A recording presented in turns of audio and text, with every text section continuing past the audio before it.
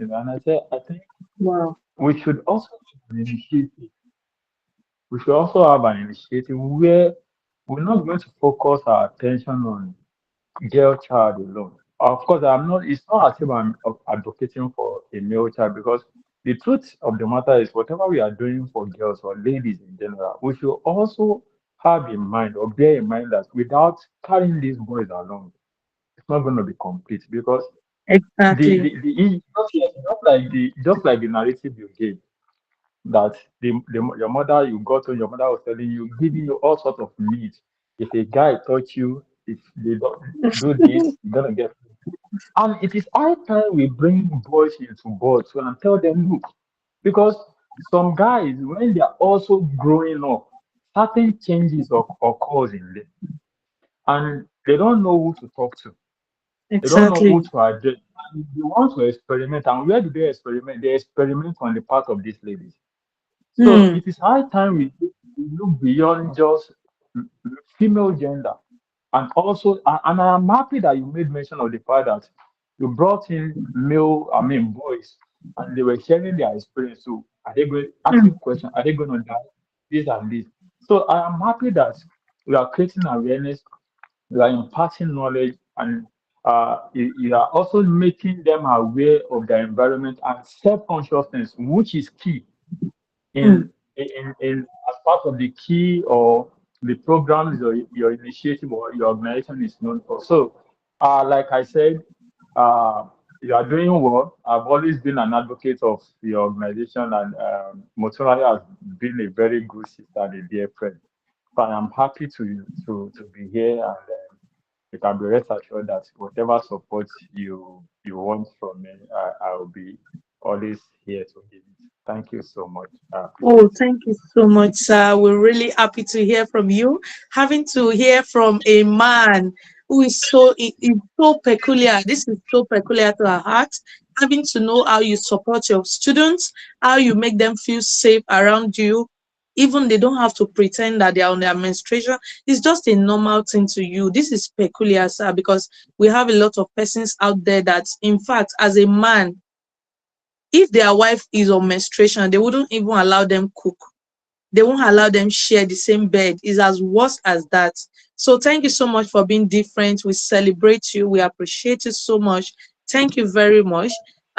Cecilia's end are up. I don't know. Cecilia, can we have you please? Few minutes, just few minutes, please, so that we can continue. Thank you. Is Cecilia there? Everyone. Can you hear me? Yeah, very well. I apologize for the noise in the background because I am currently at work. So I just want to share my story. I remember vividly when I started my menstruation, I was actually a border. So I didn't have anybody to tell me that, okay, this is what was going on and this is what to expect. I was just told, oh, go and buy a pad. I vividly remembering like getting to the place, being so shy to buy the pad, and I wrapped it in a black nylon and I put it under my t-shirt because I didn't want anybody to see it till I got to the Wow. hostel. So growing up in menstruation, it has always been a very painful one. I remember in secondary school, I used to spend a lot of time in the hospital to the point whereby the nurses recognized me. They had a bed for me in the sick bay. Oh. They used to call me Oloyu, but not like pregnant woman, but more like students with like stomach issues, like you're always having problems. So like I was Mm. always admitted in the hospital like almost every month because of my pain. So because I had nobody around to talk to about it. So I assumed this was normal, like the pain was normal. But I noticed Mm. that not everyone felt like that. Other people that started administration, they were not in so much pain. Quite a number of us were actually in the sick bay, but not compared to the majority that actually started menstruation at that point, we were not quite a large number. So getting to the university and I started making research on my own, I started finding out a lot of things. I realized that it was actually not normal. And I remember I had an aunt that once said to me that childbirth is the solution. I find it very ridiculous to tell the girl child that giving birth is the solution to ending menstrual pain instead of Mm. explaining, okay, this is the reason why it is. So I am really glad that the EME Foundation is teaching the girls and the boys from a very young age what it is, why the pain is so, and any other pain, they should actually seek medical help because it is not normal. So growing up, getting to the university, majority of my friends were guys. So it actually moved me to a point saying that like my menstruation, they made me really comfortable. There was a time I remember we nearly missed, not only me, my friends we nearly missed our final exams because of me, because I had menstrual pain. I thought I was going to die. I literally thought I was going to die. So they had to call my mom. They waited with me. The examination had already started. So they waited with me till we could get the drug, because the medication I use is not something that can be bought anywhere without a prescription. And even with a prescription, they have to be sure that the prescription is authentic before they give out the drug, because of how powerful it is. So because of that, I realized that like this struggle is not just a woman's struggle. So I'm really glad that EME Foundation does not only focus on girls, they also educate the boy child on menstruation and its effect on the woman. So thank you.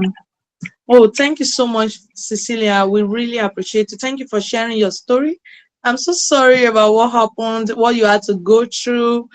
In fact, it's a lot. It's a lot. There was a particular lady in my class in secondary school that was sharing the same story with you, because in fact, if we had an exam and she was on her menstruation, that exam was, she wasn't going to take part in it because her pain was on another level entirely. She had to be admitted and all of that. And sincerely, every time I have my menstruation without pain, I'm just thankful to God, because I know what other ladies would go through. Because oh my God, when I was in labor of my child, I was like, oh, okay, menstruation is like the younger sister to labor.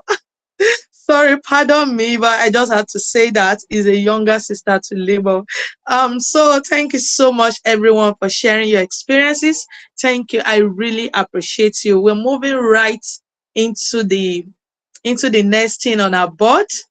And I'm going to be bringing a very, very important personnel to us in the person of the EME Foundation Director to have her present to us. I'm sorry I couldn't get Woody to take the presentations. Our network is very bad. She tried joining and the thing keeps logging her off. So as an alternative, I'm going to bring in our very dear director to take this presentation slide as we move into the second part of the program. Thank you so much. Can we welcome Eson Motorayo, Esther?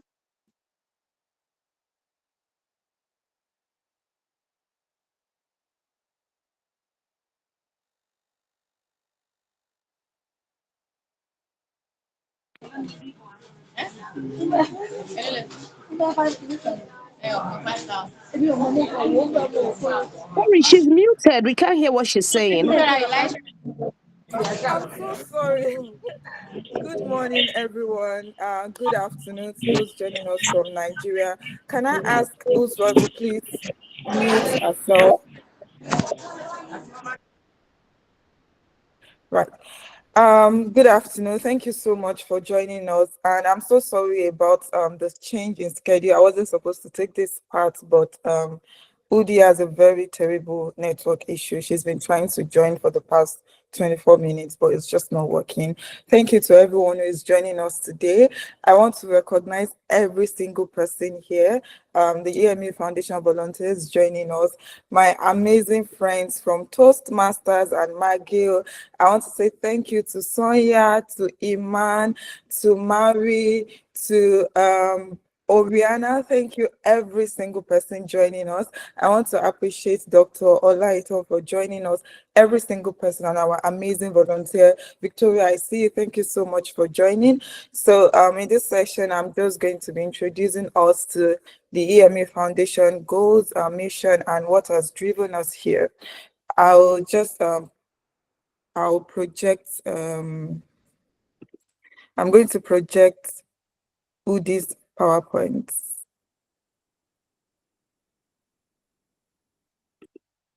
Give me a sec.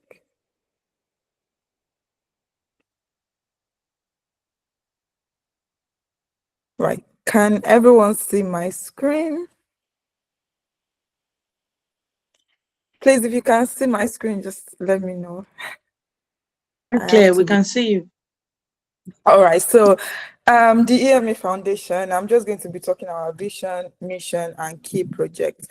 So I know Debbie was talking about an experience she had, and this is actually one of the reasons that motivated me to found this foundation.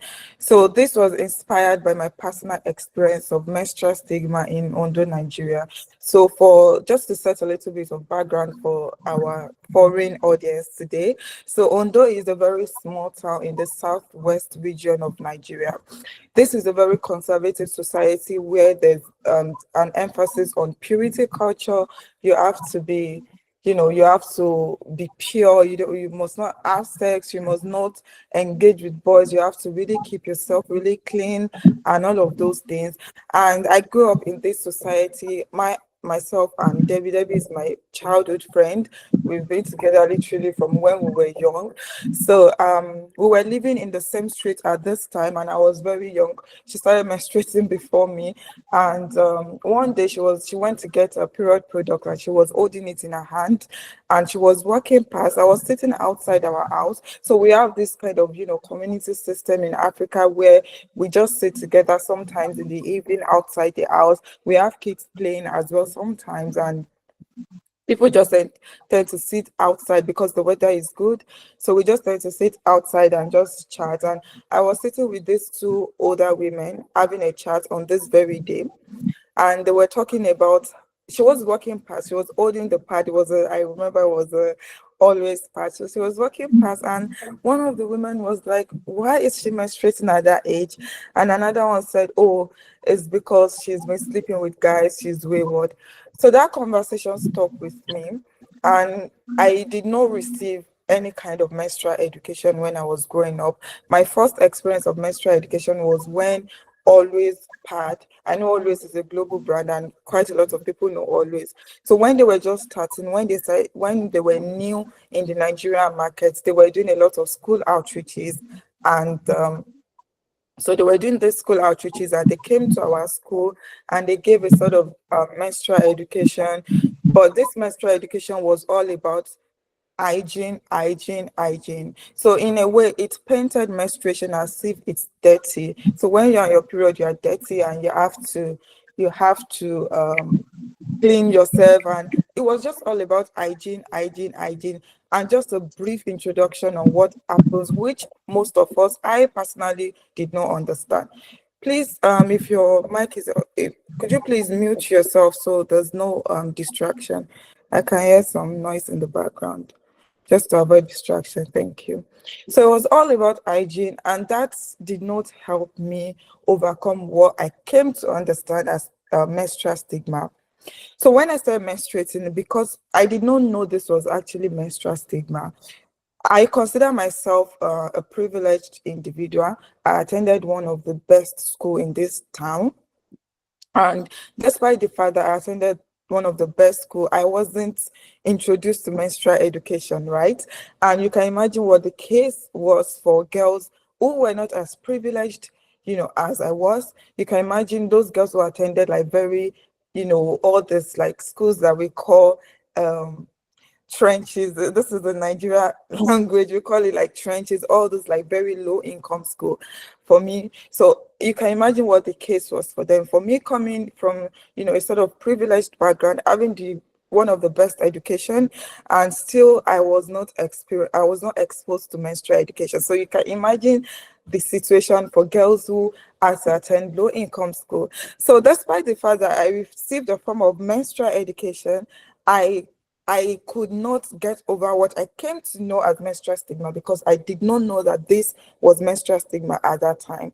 So when I started menstruating, I got my menstruation in school, and thanks to the always pad that we were given. So I used the always pad, and I just ate my period because I didn't want people to see me as a wayward child. So I was hiding my period. I didn't even tell my mom. I didn't want my mom to know because I just didn't want to be seen as that child, within the context of this conservative society that I grew up in. And so I was hiding it, and the first time that my mom got to know that I started menstruating, growing up, I had a very, very bad, I think Cecilia has shared that experience of menstrual shame, of sorry, just hold on. Cecilia has shared the experience of um of menstrual pain. I had one of those experiences as well. It was really bad. I used to throw up, like it was just so awful. I used to dread my period actually because it was just so painful, you know. So I had that experience, and I had one of those experiences that my mom thought I was going to die. My mom is a very religious person. She's a deaconess in church. So she was so scared. And the first thing she did was she took me to church. And I was lying down on the church floor. And one of the ladies she saw the way I was, my expression, basically. And she asked, "Are you on your period?" Because I think maybe she also has menstrual pain. So she could figure that this was menstrual pain. So she was like, "Are you on your period?" And I nodded in shame. And, that was that. They gave me medication and I got better. But still, that menstrual shame continued. And I just could not get out of it. I used to whenever I want to buy period products, I would hide it in a black polythene bag so people don't know that I went to buy period product. And this experience challenged me to address menstrual stigma in Nigeria. And this menstrual stigma was not limited to my experience, me overhearing a conversation. It also expanded to, I am a Christian, and Nigeria, the Christian context in Nigeria is influenced by local culture as well. And we have some churches where you're not allowed. I know so many people who are in Nigeria, grew up in Nigeria, can relate to this.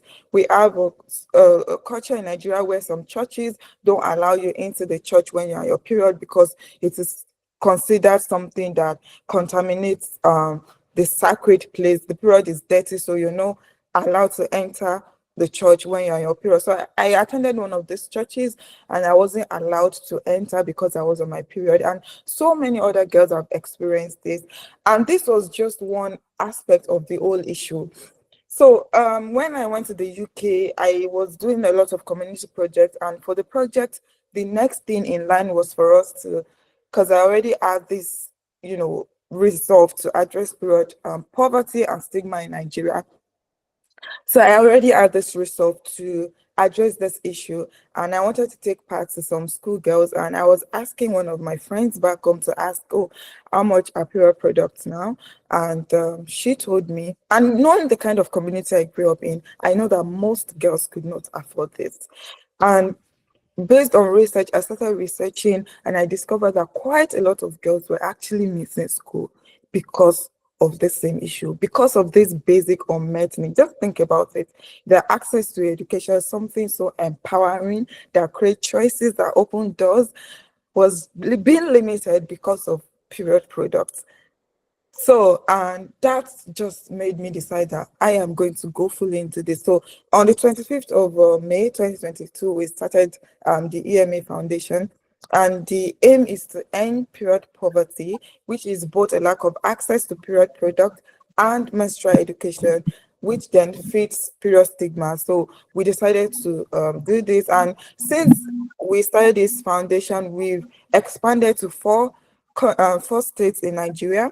We were in Abuja, we're in Lagos, we're in Ondo, which is my hometown, and we're in Ibadan as well. So what are our initiatives? So first of all, we've got the period dignity project. So we've discovered that ending period poverty is not just handing girls pad, it's much more than just a pad. Remember, my definition of period poverty is both a lack of access to period product and menstrual education. So if you're giving girls just period products, you're just solving one aspect of the issue. You're not solving the whole issue. So we will make sure that more than just giving girls pad, we also give them menstrual education, positive menstrual education. And we've got the Periods Without Carbon initiative. I know most of us are quite aware of the climate emergency. We know how, climate change is affecting communities. We can see the impact in Africa with flood. So there's a lot of climate emergency in the world right now, and we've discovered that period products are actually contributing to this climate emergency? Well, disposable period products. So they end up in landfills and they end up, causing a lot of havoc in the community. So what we're trying to do with the periods without carbon initiative is to reduce the climate impact of period by encouraging communities to switch to to switch to reusable period products like reusable pads, menstrual cup, and all those reusable menstrual products basically. And yeah, and in Nigeria as well, people often see reusable product as being, not that clean and all of those things, whereas in the West, it's being accepted in the West. So what we're trying to do is we're trying to educate communities as well to say that this is actually a more viable, sustainable option. And also by organizing reusable period product workshops like pad making workshops and all of those things, we're trying to we're also trying to empower them economically, because then they can produce this period product and also sell it at affordable prices, which then reduce period poverty and also empower communities economically. So that's what we're trying to do with the Periods Without Carbon initiative. We've got the Period Champions project. I'm so happy that quite a lot of us have spoken about the need to educate boys. In Nigeria, we've discovered that the gatekeepers of menstrual shame and stigma are mostly male. Even women don't want it. And I'm going to talk about a research we do later. The research we did later. I'll talk about it later. But most girls are sick. They are literally tired of menstrual shame and stigma. And also some of them, despite being sick and tired, they've internalized this. But what we've discovered is that boys are actually the custodian. Men are mostly the custodian of menstrual shame and stigma. I'll take the example of a conversation that happened on Twitter a few weeks ago. So on Nigerian Twitter, some men were insinuating that girls having menstrual disorders like PCOS is because of something they did growing up or something they are currently doing. The conversation goes that because girls are sleeping with a lot of men, and that goes back to the purity culture that I talked about earlier. But most of them were saying that because girls are sleeping with so many people, that's why they are having PCOS.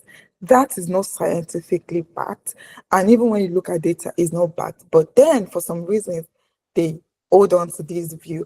So to avoid boys, so we're trying to address this issue, right? We're trying to address this issue to make sure that boys understand at a very young age, they understand the process of menstruation. So they won't grow up to be men who go on Twitter to advance this kind of views. So that's why we take our time to educate boys. And I'm so happy, I'm so proud to share that we are the only foundation focusing on menstrual equity in Nigeria that tries to incorporate boys into the conversation. So that's what we do with the Period Champions project. We educate and empower boys to become, champions of menstrual equity, helping us to break down stigma and support their female peers. So period friendly workplace, this is one of our projects that was inspired by research. We discovered that so many women who work within the Nigerian professional space talk about their challenges with managing their periods. Some use period products longer than expected. Some have been met by very rude employees because they were employers rather, and also clients as well, because they're on their period and some of them are having, I know most of us that experience menstrual pain, we know how debilitating this can be. We know how this can impact your productivity. But because people in Nigeria professional context don't necessarily understand, the impact of things like period pain and even period generally, how it affects people at work, we've discovered that some women who work in Nigerian workspaces, they've been subject to so many unfair things like being talked down by clients because they were not as efficient as they expected them to be. So this is one issue that we're trying to address with the Period Friendly Workplace initiative. We're trying to advocate for menstrual equity in the workplace. We want employers to put period products in workplace toilets so that women in Nigerian workspaces don't have to wear period products longer than recommended, so that clients and employees and even their employers and even their fellow colleagues understand period, and now it impacts them so that they can be much more compassionate to women and girls during their period. So that's what we're trying to achieve with the period friendly workplace initiative. So we've got our menstrual health education. I've already spoken about our menstrual health education, how we educate boys and girls, and we don't just restrict this to boys and girls alone. We organize community workshops as well, trying to educate mothers, fathers as well, how they can support. So they are not just advancing this purity culture, which of course is not bad in and of itself, but it just doesn't work. That's just it doesn't work. It doesn't help girls understand the changes that happen to their body when they get their period, and it doesn't help us challenge period stigma. So we're trying to get them to advance menstrual education in a different way.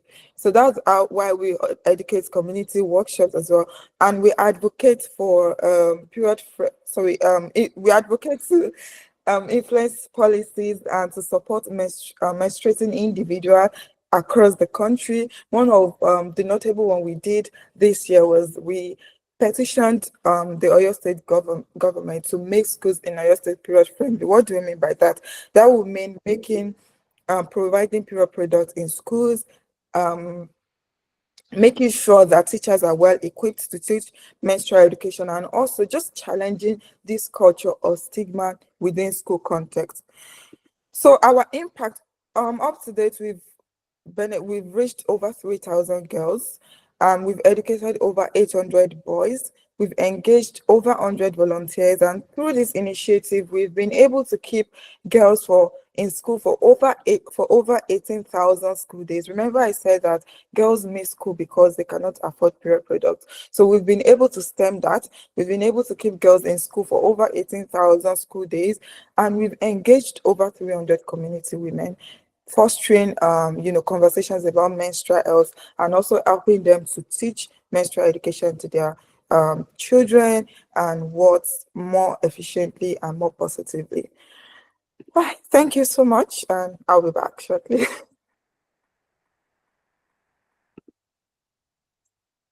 That was a beautiful session from our director. Thank you so much for the privilege to have you here. Thank you for presenting the slides. We really appreciate you. I believe we all understood everything that she said.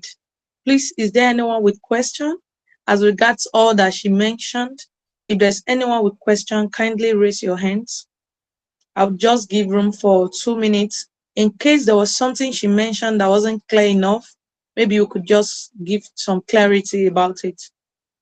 This is a dialogue. We're supposed to be involved. Like, we don't have to just listen. You can contribute. You can ask questions. Please ask questions. We really want to hear from you. Okay, we can have you now, Rodia.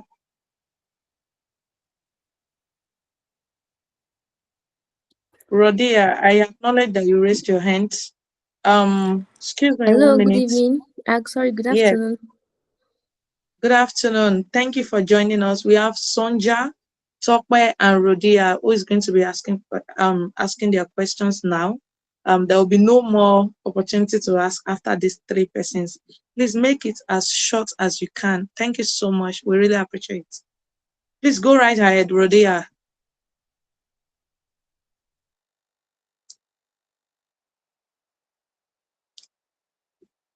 Is she there? Rodia, are they doing? Let's just move on. Can to we have Sonia. you? Let's just move on to Sonia. Okay, let's move on to Tokwe Bella. Tokwe Bella, can we have you? Oh, yeah. Thank you very much, Motunrayo. Your presentation was very insightful. And of course, I also do a lot on VCSC charity work. And I have never really thought so deeply about periods and, the encounter of Nigerian youths. But I think I just stumbled on this particular link by accident. I saw it on a WhatsApp status of maybe one of your volunteers, I think Uswa or someone. So what I would like to say is you're doing an incredible work, and it's something so many people are not paying attention to at all, because I've done a lot on VCSC in Nigeria and on charity work. I've worked with so many charity organizations, and it's not something we're talking about. But really, you've given so much insight into, how the stigma and the shame and those that are actually perpetrators of the stigma. So it's really good, and I would really encourage you to continue the good work. But one thing I think I would just want to highlight is you mentioned about some religious doctrines about women not being accepted to enter the worship centers during their periods. I think it's something we really need to work more on, focusing on religious centers. And maybe, I don't know what interventions you do. I'm sure I was checking through your website while you were speaking, and I saw you do so much in schools. So I think it would be also good to focus on religious centers, particularly mosques.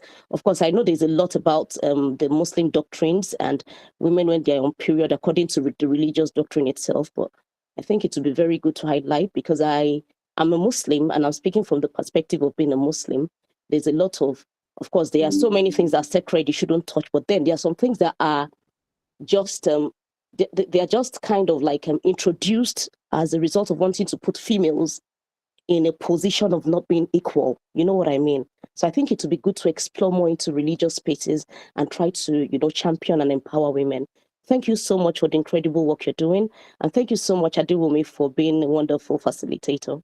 Thank you. Thank you so much, Tokwe. That was a very amazing suggestion. Yes, this is something that we are actively working on. Not we've been to communities, but like within the religious settings, we've not actually like gone into churches or mosques. And you're very right with your observation. It's not just Islam alone, even like all the religious traditions in Nigeria, you would see like this menstrual stigma in every place so this is something that we're actively working on. But thank you so much for the beautiful suggestion.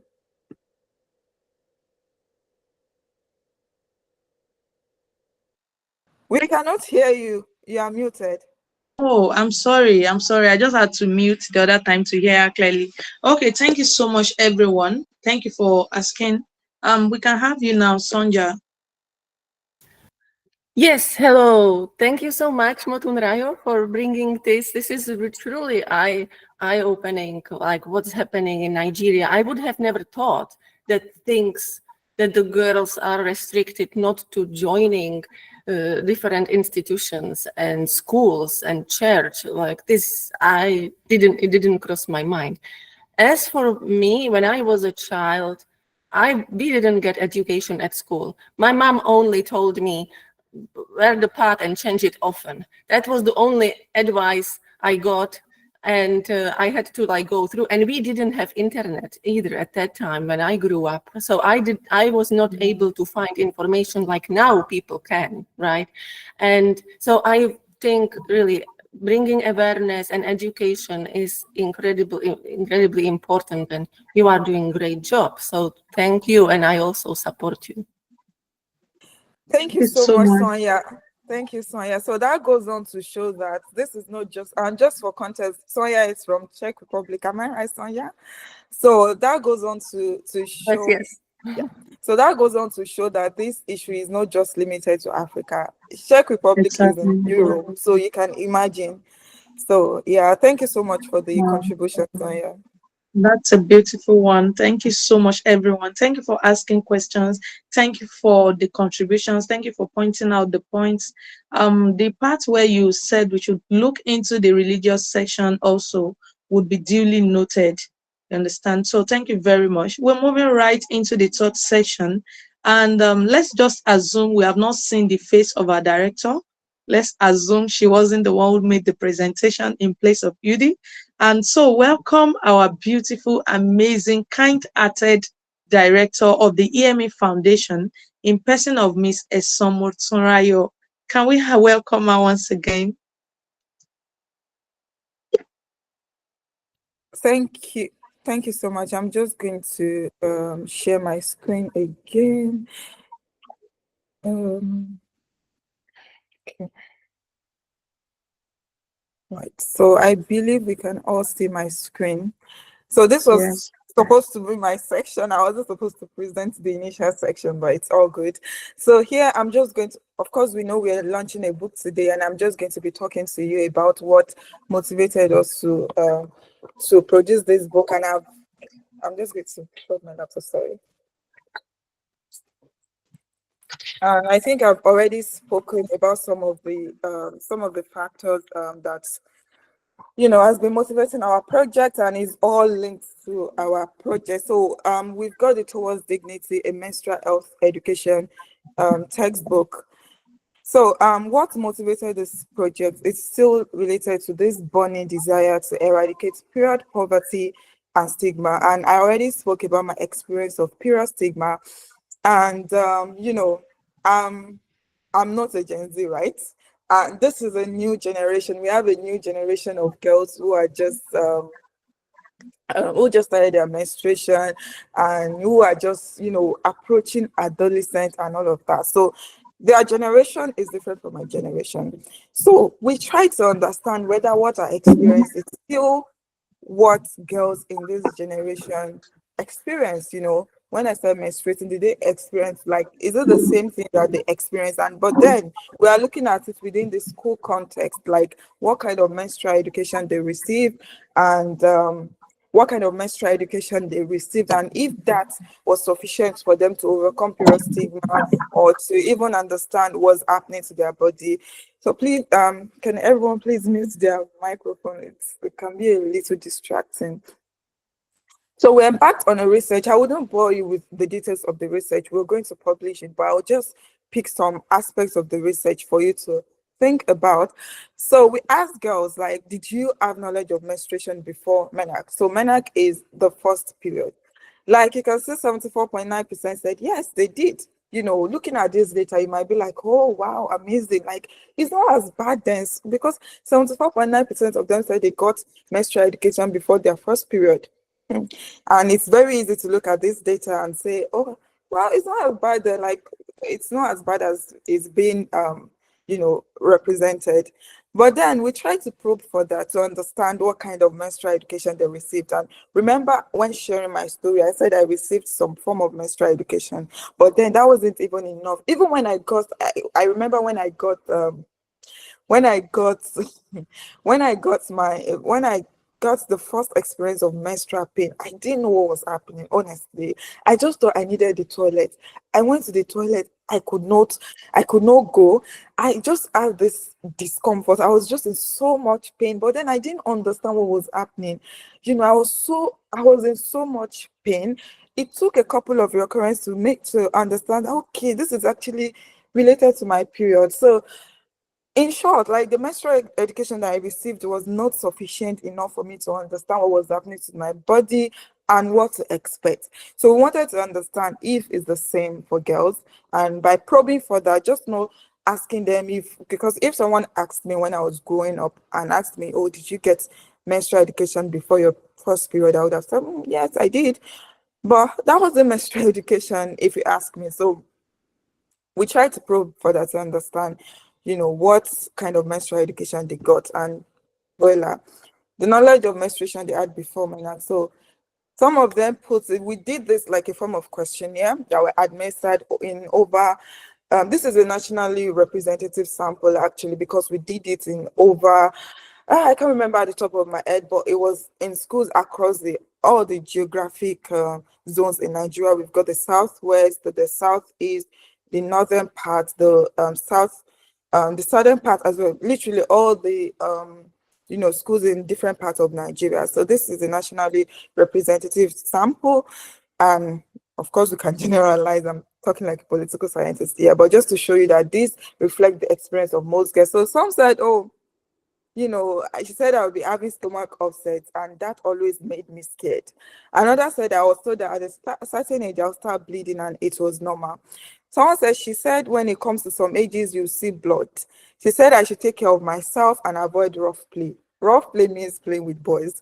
Another said, is the monthly flow of blood from a woman's body.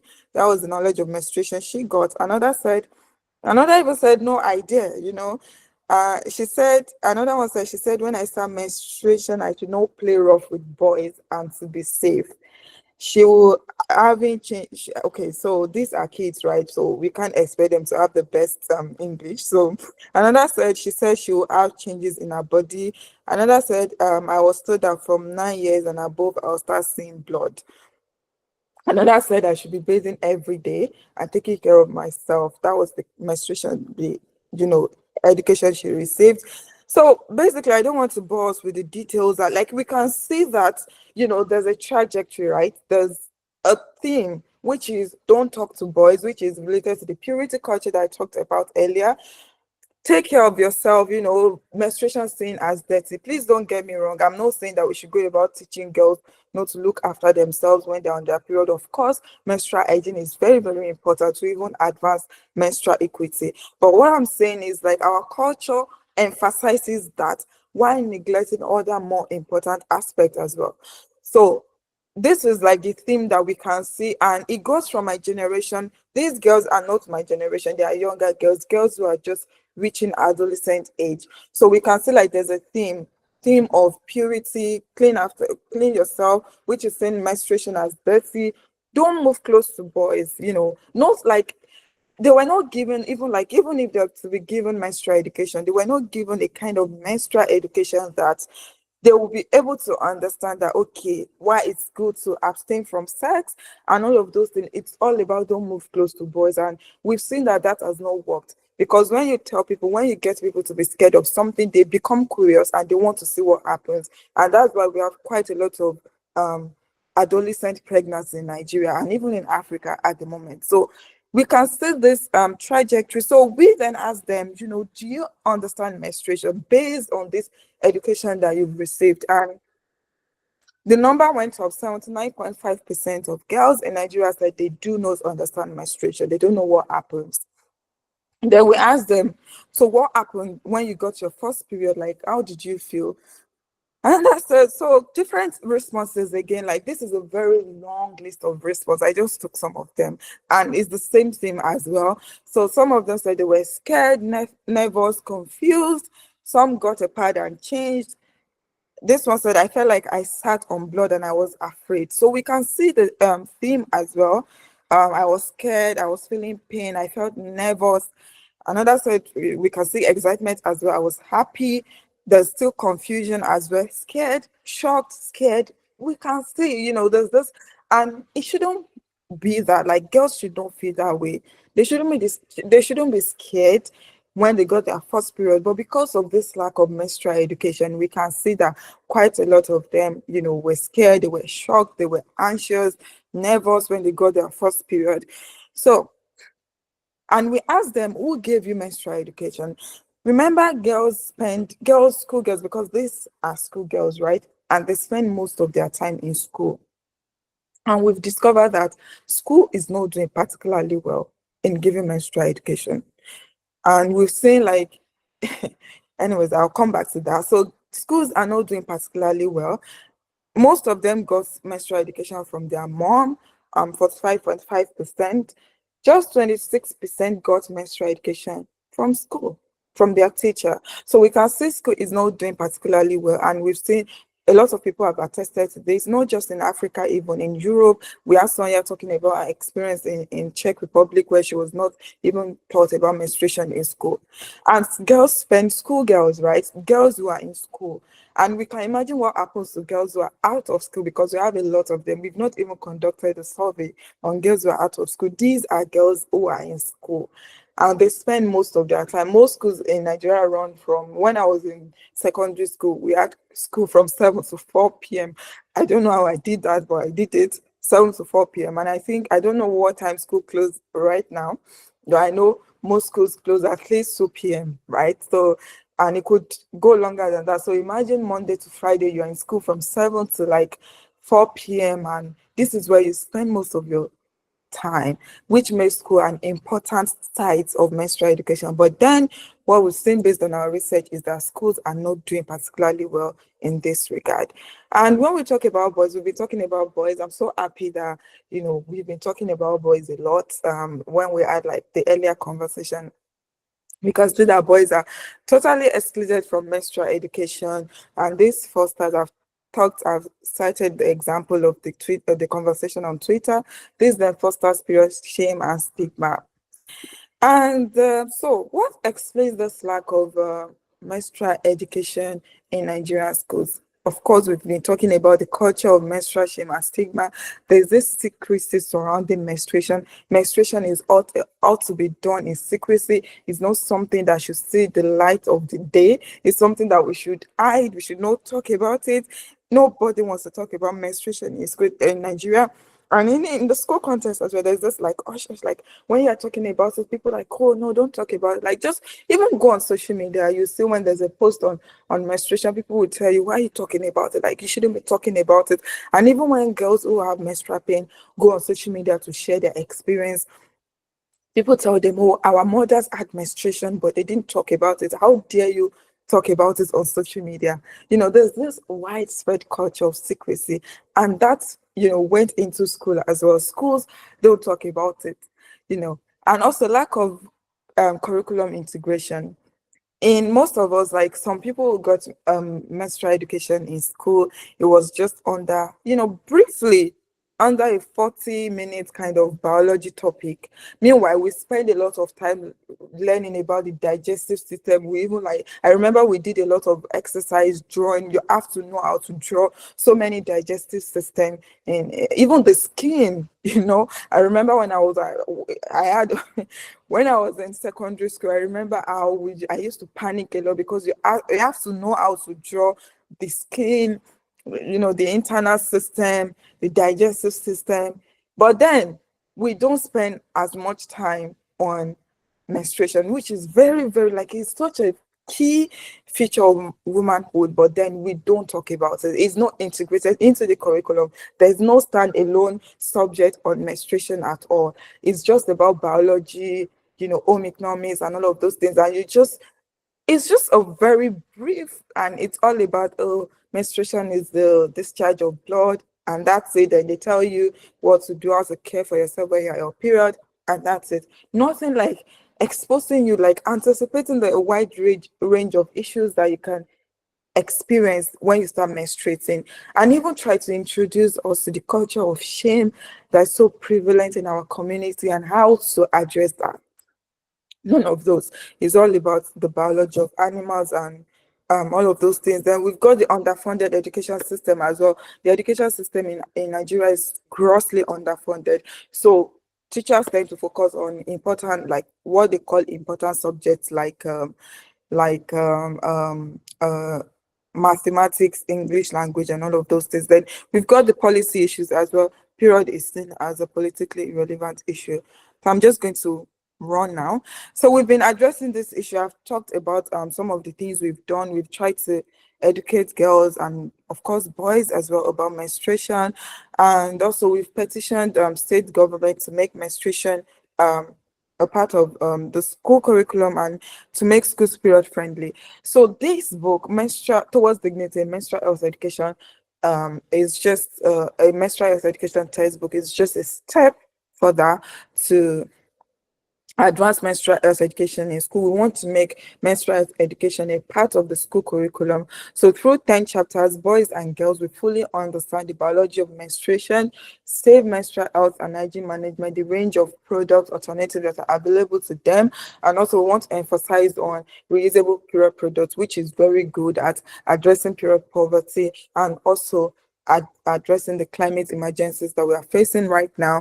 Also, we want to help them understand issues surrounding menstruation, what they can expect when they, especially girls who have not even started menstruating at all, what they can expect in terms of period stigma and how they can, address these issues. So this will help girls when they start menstruating to have adequate and comprehensive knowledge so that they don't get scared, shocked, confused when they get their first period.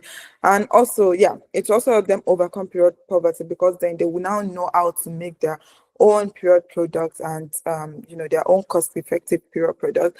And it also help boys become champions of menstrual equity, so they won't go on Twitter to say some really nasty stuff about women who are unfortunately facing menstrual disorder. On that note, I say Eshe, which means thank you. If you have any questions for me, I'm more than happy to take them. Thank you. Thank you so much, dear director. God bless you. Thank you for bringing out this beautiful idea. Thank you for thinking about it. Thank you for betting this idea. Yeah, that's the right word. Because sincerely, a lot of us wouldn't have been beneficiaries. Some girls would have been out of school. We saved a lot of girls the stigma of having to get to school and then they just have to sit down in their classes. There's no time to play. They can't even associate with other girls. We have saved them a lot of time. We have also saved them from missing schools on days when they are on their period. I'm going to call on okay, I already have someone raising up their hands. I just wanted to call out if we have just one person who is going to ask the director questions as regards the session she just took. So I'm glad to have you around. Talk by please. We can have you now. Yeah, thank you so much, Motorari. That was really insightful, and you did a brilliant work. You made use of qualitative and quantitative data, which I'm very proud about. Your work is evidence-based. I'm a researcher. I'm a doctor in public health, so I understand the rigor you must have gone through. Then, of course, having to get the data across all parts of Nigeria. I can imagine the rigor that has gone to this work, and I'm really looking forward to having a copy of your book. Wanting to ask if it's on Amazon or you're planning to for some of us that might not be able to access easily, to be able to get it on Amazon or where we can get it from. You expressed disappointment. Yes, I'm sorry. I just want to say everything at once. I'm proud, and I paid 100% attention from the beginning to the end, and I was actually making notes when you were presenting. So just pardon me to, speak on, and maybe when I finish, you respond to my questions. Yeah, you expressed some disappointments that schools were not doing enough. For me, I would say I'm not too disappointed in schools. We are in a world that parents, the families are becoming very dysfunctional. Parents have lost values. Ideally, it used to be mothers, training their children. And you said you recorded about 40%, that 40% of the respondents in your survey got the information about menstruation from their mothers, about 40%. I'll say I'm not too disappointed at that figure. However, I believe it should even be more than that, because those days it used to be mothers training their children. So this just speaks to the fact that family values are really going down. And I'm afraid for, the upcoming generation, the Gen Z generation, when they start becoming parents, that 40% is going to go lower. And a lot of people are going to learn it from the wrong places. Then I was also going to ask if your study factored in, the issues around, all these misconceptions around menstrual pains, and that they have to have sex so that they relieve the menstrual pains, or they start masturbating and doing all sorts of things to themselves. I want to know if your study explored those, because I know that's one thing that is affecting so many girls when they have their second menstrual exposure. They talk to their friends, they tell them, why not have sex to relieve the pains? It's real. It's something I've experienced because I'm in the health industry. So it's something I really want to know if you explore that aspect. And if you did not, maybe you should, something to consider, because it has helped, it has misinformation has destroyed the lives of so many girls, if you agree with me. Then, what else? I think that's all I wanted to mention. Then I'm so proud you did the work among girls. So maybe in future, I hope you'll be working among the boys as well, to be able to know how much they know to become supportive for the girls when they're in school and when they get to workplaces in the future. So that's the bit of my contribution and my questions in a nutshell. Thank you so much. And I'm also looking forward to working with you. I'm a researcher and I've done so much in public health. And I was just lucky to stumble on someone's status, and I was just free to, and I left everything I had to do to listen to this. And I'm so happy that I've made good use of my time. So thank you very much. Thank you so much, Sope. I'm so excited that you're enjoying this session. So first of all, on your question regarding mothers delivering menstrual education, in a way, I would diverge in a way, because even the menstrual education that mothers were given were influenced by this culture of shame. Like I said, it's all about, it's all about, don't move close to boys, don't talk to boys, don't clean yourself, and all of those things. And it's just framed in a very negative light, if you ask me. But I understand that yes, mothers have a role to play, and that's why we organize community sessions to educate boys.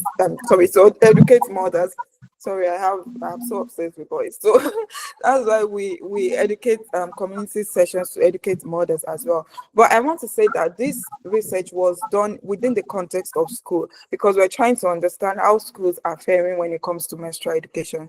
So it was more about school, and we had quite a lot of questions actually, but obviously we cannot put all of them in this session.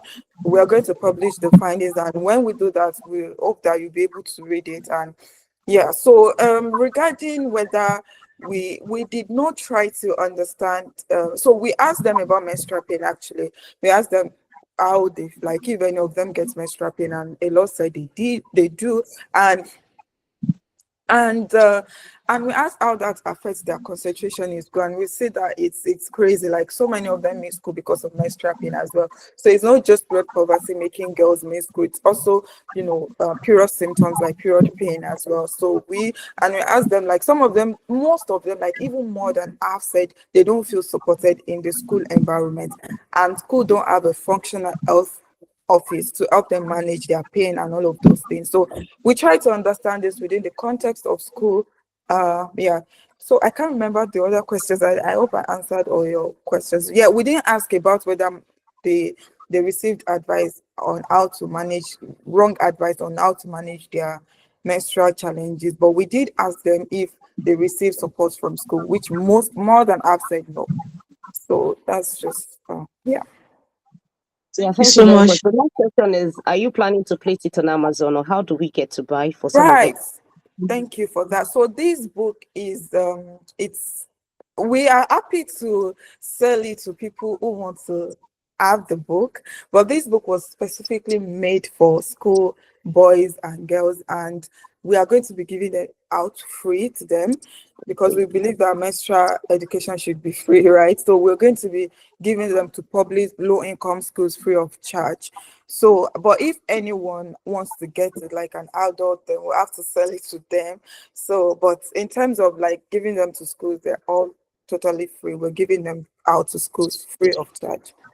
Yeah, thank you. Sorry for taking too much of the time. No, I it's just fine. wanted to ask, No one problem. more thing. The work you did is beautiful. Are you planning to publish it? Yes, of course. It's been Yes. published. You mean the research or the book? The research? Yeah, of course, 100%. We're going to publish it. Brilliant, brilliant. Yeah. Well done. So you can expect to see the publication by January. All right, thank you. I'll look out for it. I'll be on the watch. All right, thank you. Thank you so much, Tope. God bless you. We really appreciate your contributions and the questions that you raised. So like Mosraya said, the textbook is already published, and we have plans to give them out to low-income schools for free, so that the boys and girls can access the free menstrual education without having to pay for it. And right into the next part of this program, this is the moment I've been looking forward to. I'm actually looking forward to this moment because we were privileged to meet this person who is going to be speaking right now. We met him and he agreed to be here. It's a privilege. And introducing Bruno Osuji to you also is a privilege for me. Bruno Osuji is a public policy and data science professional with a solid academic and practical background in sustainable development, policy analysis, and international relations. He has a master's in public policy from the prestigious KDI School of Public Policy and Management in South Korea, where he focused on sustainable development, environmental policy, and data science. He's a recipient of the Alan and Nesta Ferguson Scholarship, and he also has a master's in international studies and diplomacy from the SOAS University of London, focusing on international economics, energy, and climate policy. So far in his career, he has applied his analytical skills to public policy issues surrounding healthcare, governance, and development. His recent works include independent research on how unconditional aid impacts voting decisions in Nigeria and consequently swings foreign policy towards donor interest. This is a privilege to introduce you to the house, Bruno Osuji, and we all look forward to hearing from you. Please, can you come on right now and bless us with what you have on board? Thank you.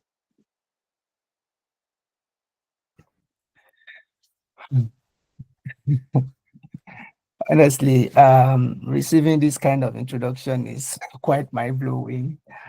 Good morning, You everyone. broke the envelope. That's why you broke the portfolio. Honestly, this kind of Thank you introduction so makes you much. think, like, am I still myself? Anyway, good morning, everyone. It's been a pleasure joining you this morning. And I know for a man as well, joining this kind of conversation on the menstrual health education, it also lends voice and is quite important. So I'm going to dive in straight, if I'm allowed to what I have thought of. When I was reached out to, I was asked to speak on menstrual health education in schools. I'm looking at the chances and challenges. And I'm going to share my slides just so we can flow with it. Just a sec.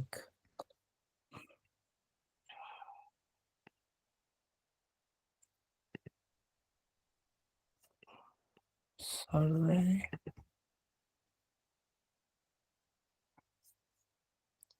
I don't know if you can see my slides from here. We can. Okay, hold on. Can you see it? Yes, we can. Yes, we can. Okay, you can see it now, right? Okay. Yes. So very clear. Thank you, EME Foundation, Motunrayo, my friend, for inviting me to this event this morning. And I'll be speaking on 3 key areas. The first of them is how do we create effective policies? And I'll also dive into looking at what makes for this good and effective policy to start with. And I'm going to also speak on a few recommended policies I think we can implement to eradicate period poverty.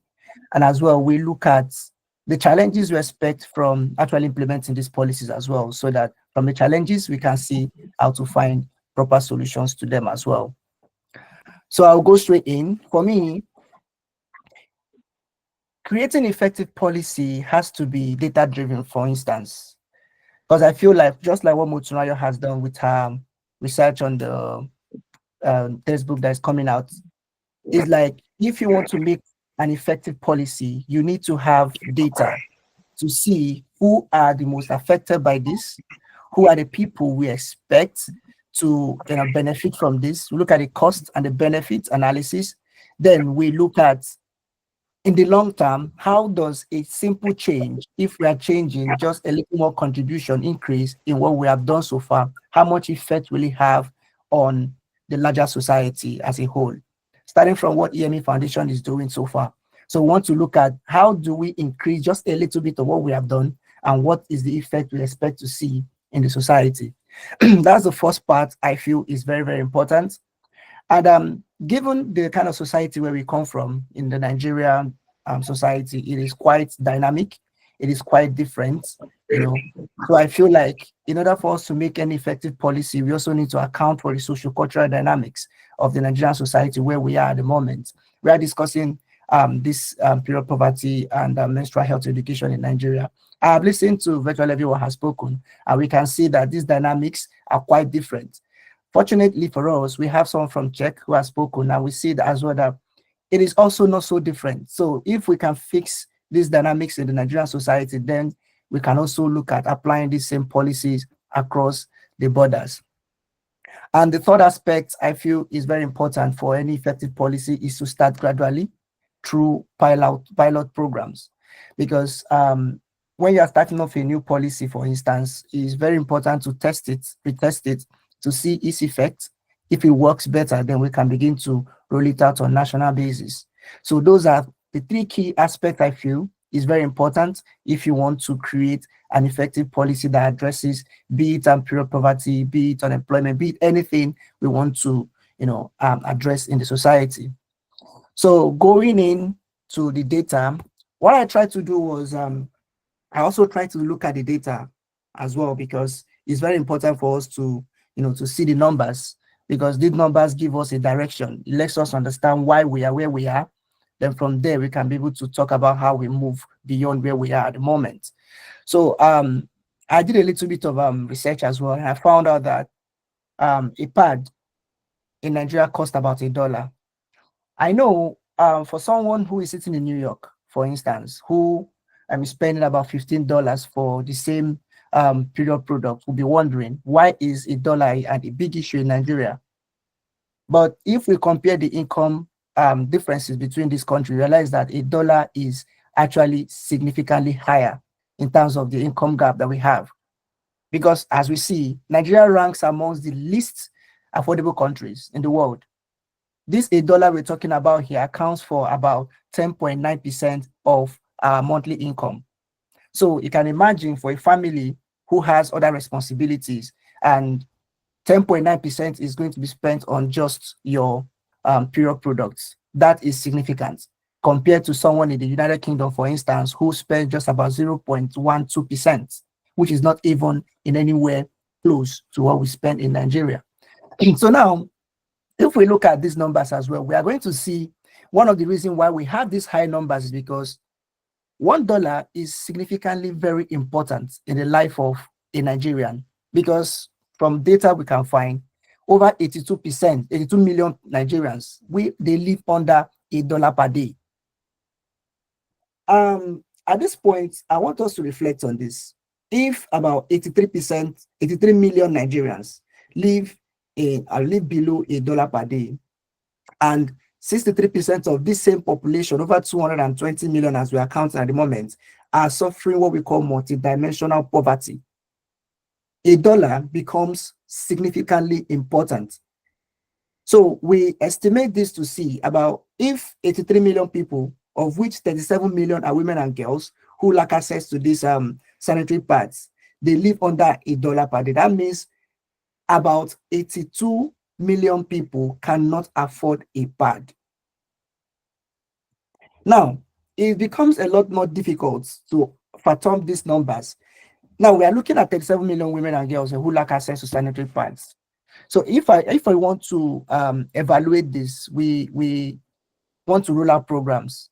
We are not just considering just these 37 million people. We are considering about 83 million households who suffer from this poverty we are talking about. And if you are living under $1 per day and your monthly income, about 10% of them is just $1, then how do we roll out policies that can address these challenges that we've seen? For instance, the EME Foundation, for instance, rolls out this program where they give out pads and all this to girls, which is very, very helpful to these people. But for a national scale or for individual scale, if you want to roll out policies, you are considering 37 million women and girls. To do this on a monthly basis is a significantly high amount. So you can see why it becomes very difficult to tackle period poverty in Nigeria by just an individual. So for me, I believe so much that institutions play a big role in how the society works.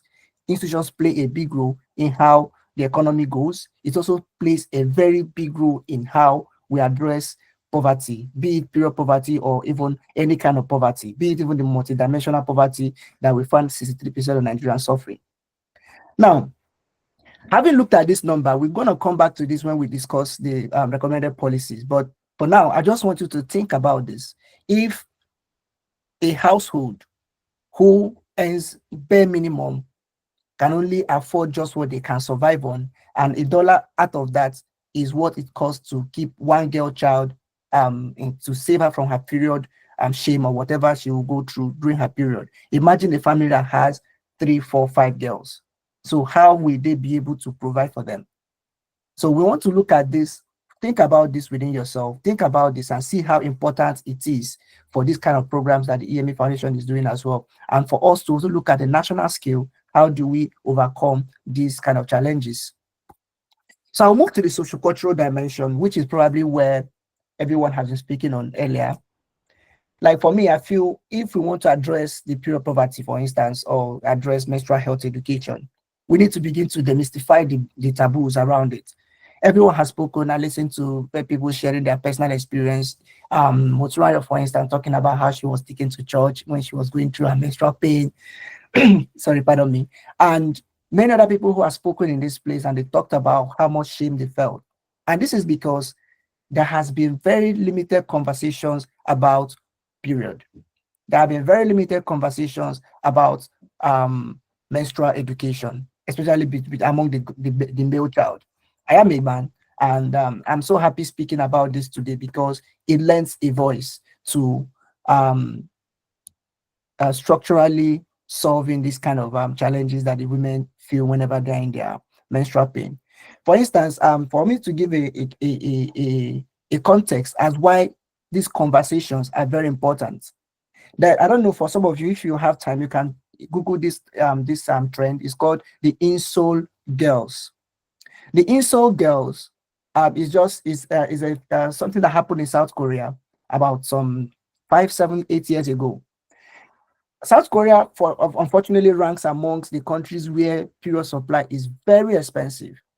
So because of that, most of the girls' childs could not afford it. So this kind of like broke up in the conversations and how the government made changes. Now, this old girl talks about a particular poor girl who could not actually get her period supplies. So what she did was she took the this pad that we have in our sneakers. That was what she used as her own menstrual pad. So when she used that and she was feeling ashamed to talk about it, and someone found out about it, and the conversation started on social media. Just as that conversation started, it became a full-blown movement on social media. People were talking about it, and the government had to come in.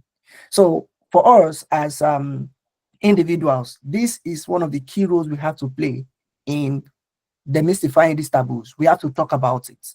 We have to talk about it. Look, it's not a shame if you're a lady, if you are a girl child who is going through your menstrual cycle, who is going through your menstrual pain, is not a thing to be ashamed of. Feel free to speak about it. And for us, we also need to join this conversation and not make them feel they need to suffer in pain and not be able to talk about it. We need to have open conversations about this. So for me, I feel any policy that addresses that, be from a small scale or from a large scale policy making, we need to begin to talk about demystifying these taboos and this whole stigma around period poverty. Secondly, is we need to increase health literacy and self-care practices. As much as individuals, we have to encourage ourselves and train ourselves. Our parents have roles to play to actually understand what we need to do. But from a policy perspective, I'm talking about a national policy perspective, the government needs to start making policies that increases health literacy for the girl child. People need to know how their body works. They need to be educated on how to take care of themselves, self-care practices. I realized that in Nigerian schools, for instance, we barely have healthcare literacy. At least I schooled in Nigeria for my undergraduate. I had my undergraduate, I had my secondary, I had my primary. So I went through Nigerian education system up until my undergraduate level, and I didn't think at any point did we have health literacy classes. Yeah, we had some of these be it integrated science where we talked about so many things, but we were not really taught on how to really take care of ourselves, be it the girl child, be it the boy child. Today we are talking about period poverty. Even the men also have a lot of things they go through that the government have not in any way made possible for them to understand. So I feel we need to increase health literacy from a policy perspective, include this in our school learning plans, such that as we are growing up, individuals are beginning to understand why this is important and how they can also, continue to take care of themselves. The third part about the social dynamics I'm talking about is the stakeholder involvement. Today, I love the fact that we're having this at EME Foundation, but in further meetings, it will be important for governments, NGOs, PTAs, all of these people to have dialogues, conversation, discuss how do we entrench policies that first of all, demystifies the taboos, eradicates poverty, be it pure poverty or multidimensional poverty, and how do we also increase literacy and create a safe environment for everyone to talk about what they feel, for the girl child to feel free to come out to speak about her period without feeling ashamed. So this conversation should not just end within the NGOs, it should also expand to government engagements. And I love the fact that our CEO here have talked about how they petitioned the Oyo State government. And it's something we expect to see, that both the government, the NGOs, and even parents and teachers associations, they begin to have more dialogue, more conversations on how to demystify the taboos and increase the freedom that girl child have talking about their periods. So I'll move into the next section, which is, for me, what makes for a good and effective policy. In this section, I'm going to really focus on the policy aspects. Now, what I feel is, if we can have any policy that tackles or shows a ripple effect on multidimensional poverty, we will be able to tackle pure poverty and every other kind of poverty that we experience. Now, for instance, why is it difficult for a family to spend $1 on pure supplies, on menstrual supplies, on her menstrual flow? Why is it so difficult? It is because a lot of these people find themselves in multidimensional poverty. So if we are looking at pure poverty alone, then we are solving one aspect of it. But how often can we continue to solve that problem for that person every month? So for me, any policy that should address this kind of pure poverty or increased menstrual health education, we need to look at policy, how it has a ripple effect on reducing the multidimensional poverty that has grown so wide and reducing the income gap in Nigeria. For instance, it is very, very key. If we are not able to address this aspect, it just seems like we do one thing, but we still have to come back and repeat it over and over again. So any of these policies that we're going to make, it has to, for it to be good, for it to be effective, it has to address or have some sort of a ripple effect on reducing multidimensional poverty. So I love the fact that the foundation also have this community training where these girl childs are able to, make the path themselves, which is very, very good. That creates a kind of an employment within the society. Any income from that reduces their income gap. They're able to get access to more money. They can also afford more of what they need, and that also reduces their own, to a little extent, the poverty the family experience, because they're able to earn more income now. Another part is those policies, for it to be effective and for it to be to reduce or to have a large effect on what we're talking about, it has to be clear and accessible. The language should be very, very regular, no unnecessary jargons. I feel like we need to be able to communicate clearly, and this information should be accessible at all levels, in schools, in government agencies, even in our homes. The information should be accessible. So if we are making policies that should be addressing this conversation we're having today, I believe it has to be clear. People don't have to get a dictionary to understand what we mean by the girl child opening up and breaking the taboos. We don't need too much language about how you can understand your body and how you can speak up when you are going through some pain, or how we can emotionally support each other. I believe the language should be clear and it should be accessible at all levels. Thirdly, I believe it has to be sustainable and adaptable. For instance, when we make policies, I realize sometimes some of the policies we have in Nigeria suffer from what we call short-termism. It has to be sustainable. You have to look at the long-term effects of that. Because, for instance, I was going through some of the policy the government rolled out recently about reducing the age, the enrollment age in universities. And I'll ask myself, how do people who make these policies think about implementing a policy as without looking at the long-term effects of that on the people that will be dropping out of school? So for me, I feel any policy that has to be effective, we need to look at it, how is it sustainable and adaptable. And I don't know if I should say fortunately or unfortunately, the new Minister of Education decided to repeal that policy, which shows that whoever made the policy in the first instance did not do a cost-benefit analysis. They did not look at the long-term effect of that policy. They just rolled out the policy and expected the policy to be quite effective. It has not worked, and that is why they are repealing it. And we are looking forward to making policies that are not just sustainable, but they are adaptable to time and changes. The world is moving fast. Things are changing. So if we're making policies today, I believe it is important for us to make policies that shows a long-term effect and how it can be sustainable in the long run. Third is, fourth on the list now is talking about inclusiveness and equity. Conversations about women equality, talking about gender equality, talking about whatever inequality we are going through in Nigeria. It has to be inclusive. The girl child under no circumstance should be left behind. Any policy should be quite inclusive, be the girl child, the poor, the underserved population, or even, for instance, in Nigeria, when you look at our income gap, for instance, it is quite disparaging.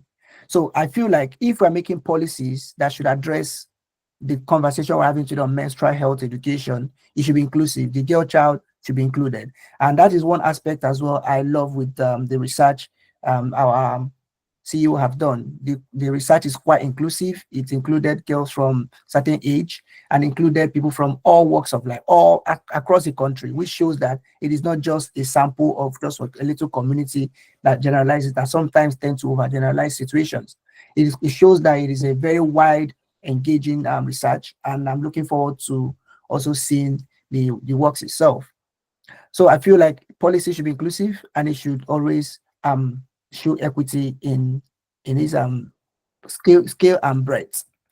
The last one I'm going to speak about on what makes an effective policy is accountability and assessment. We should be able to monitor and evaluate how effective the policy has been, if there needs to be adjustments. And that is why I talked about pilot programs, for instance. When you're starting off a policy, it is a little bit difficult to have it on a large scale. But if you start from a very pilot programs, like little scale programs, you can be able to see how these policies maybe there are some aspect of it that needs to be changed, that needs to be adjusted before it can be rolled out on a national basis. So this aspect allows us to assess and reevaluate the policies, if it has been effective, if it needs adjustments, and if it needs to be, maybe some other things can be made better. So that is the 5 key points I'm going to speak on what makes for a good and effective policy that addresses period poverty and solving some sort of the menstrual health education in Nigeria. Moving on to the last part of this slide. While thinking about this, I thought of how can we make policies that can actually have a larger effect in the long run. And the first one I talked about here is sanitary products should be a public good. Of course, it is a public good, but how is the government itself coming in to make this accessible to those who cannot access it? That is the aspect I'm speaking about. Because when I was talking about the insult girl situation, what happened was, after this conversation broke out on social media, what the government did was the government swooped in, they enhanced the production they had. For instance, even at that time, to tell you how it was so difficult, in Korea at the time, Korea produces sanitary products, but unfortunately, they were producing for exports, not for home use. So the government had to swoop in that, look, there has to be some sort of compromise, that whatever we are producing in this country should be made affordable for our people. That is where the government has a role to play in making sanitary products a public good, such that those who produce these things, the manufacturers do not just look at the profit alone. They look at it as a public good where they have a role to play in providing amenities to the people within the society. So at that time, the government came up with some sort of export cap. The government, the producer were able to limit the export they had, and they had to have more for local consumption. And that technically broke down the prices of sanitary products, and it came down so that even those who could not afford it earlier can now have access to it. So for me, I feel in this aspect, it should be a public good, and the government has a role to play in improving the reducing prices of sanitary products and its accessibility as well for the poor people within the society. Another one I looked at is I looked at the current curriculum we have in Nigeria. There has been some introduction of health education, but there has not really been aspect where I see people talking about menstrual health and hygiene, emphasizing on that. So I feel for us to have a comprehensive policy that solves some of the challenges that we are looking at from a policy perspective, our curriculum content should include menstrual health and hygiene. For instance, it's very, very important that we look at how we can incorporate this into our curriculum. I thought about pilot programs and donations, which is the third one I'm going to speak on here. The pilot program and donations, for instance, what our foundation here is doing at EME, what they're doing here is very, very important. It's more like you picking some area you can solve and you are beginning to make significant inroads into that. With that, we can have a ripple effect in the larger society. So pilot programs are important, donations are important for us to help, because the government alone, in as much as I am someone who works from a policy perspective on what the government needs to do, I still believe the government alone cannot single-handedly tackle the societal problems. So as individuals, as NGOs, as people, we need to also come in, make donations to this underserved population, which I'm sure the foundation here has been doing, is very important. And as well, I feel more of that will be important and will also be necessary for us to, to solve the challenges that we have envisaged. Third, or the fourth one now, is local production. And this is a key aspect why we have a lot of increase in price and everything in Nigeria. For instance, Nigeria do not produce most of what we consume. And even when it is produced in Nigeria, we realize there is some sort of a monopoly. And with that monopoly, the monopolistic producer becomes the price giver. He just fixes the price, and if you can't afford it, you're out of the market, or you can't even afford it anymore. You can't buy, you can't get it. So as a policy perspective, from a government perspective, we need to encourage local production of these products. It is very, very important, because what we produce locally, and there is a large scale production and there is competition in the market for it, then we are going to see a downward spiral in the prices. The price is going to crash. And when the price crashes, then even those who suffer to afford this every month can now have access and can afford it. And that kind of helps to reduce the cost. And also, in some extent, for an economist or for a capitalist, they might feel the government should not fix price caps. But at the stage where we are in Nigeria at this point, I personally believe the government has a role in regulating some prices of things, especially commodities as this. That's why I said, first of all, if it is made a public good, then the government should have a responsibility of kind of sometimes regulating the prices of this product, so it doesn't just grow out of the reach of the underserved population who really need it. Now, the fifth part is focusing on the education aspect of it. Most teachers in Nigerian schools, unfortunately, they are not well trained to handle issues like this, especially providing psychological support to students who are going through menstrual pain, or even having a way to interact with these students to educate them better. So training of these teachers is very, very important. When throughout my undergraduate study in Nigeria, we never had some kind of a unit where you go to have a conversation with some people, talk about your stress, how are you going through, what are you solving, how you going about your business, how education be so difficult, how do you mitigate your stress. We've never had any of these departments. But when I went to South Korea, for instance, when I started, I got email from the student center. They keep messaging us, oh, if you have struggles with your education, please come to us. I was like, why do I have to go there? It was something strange to me.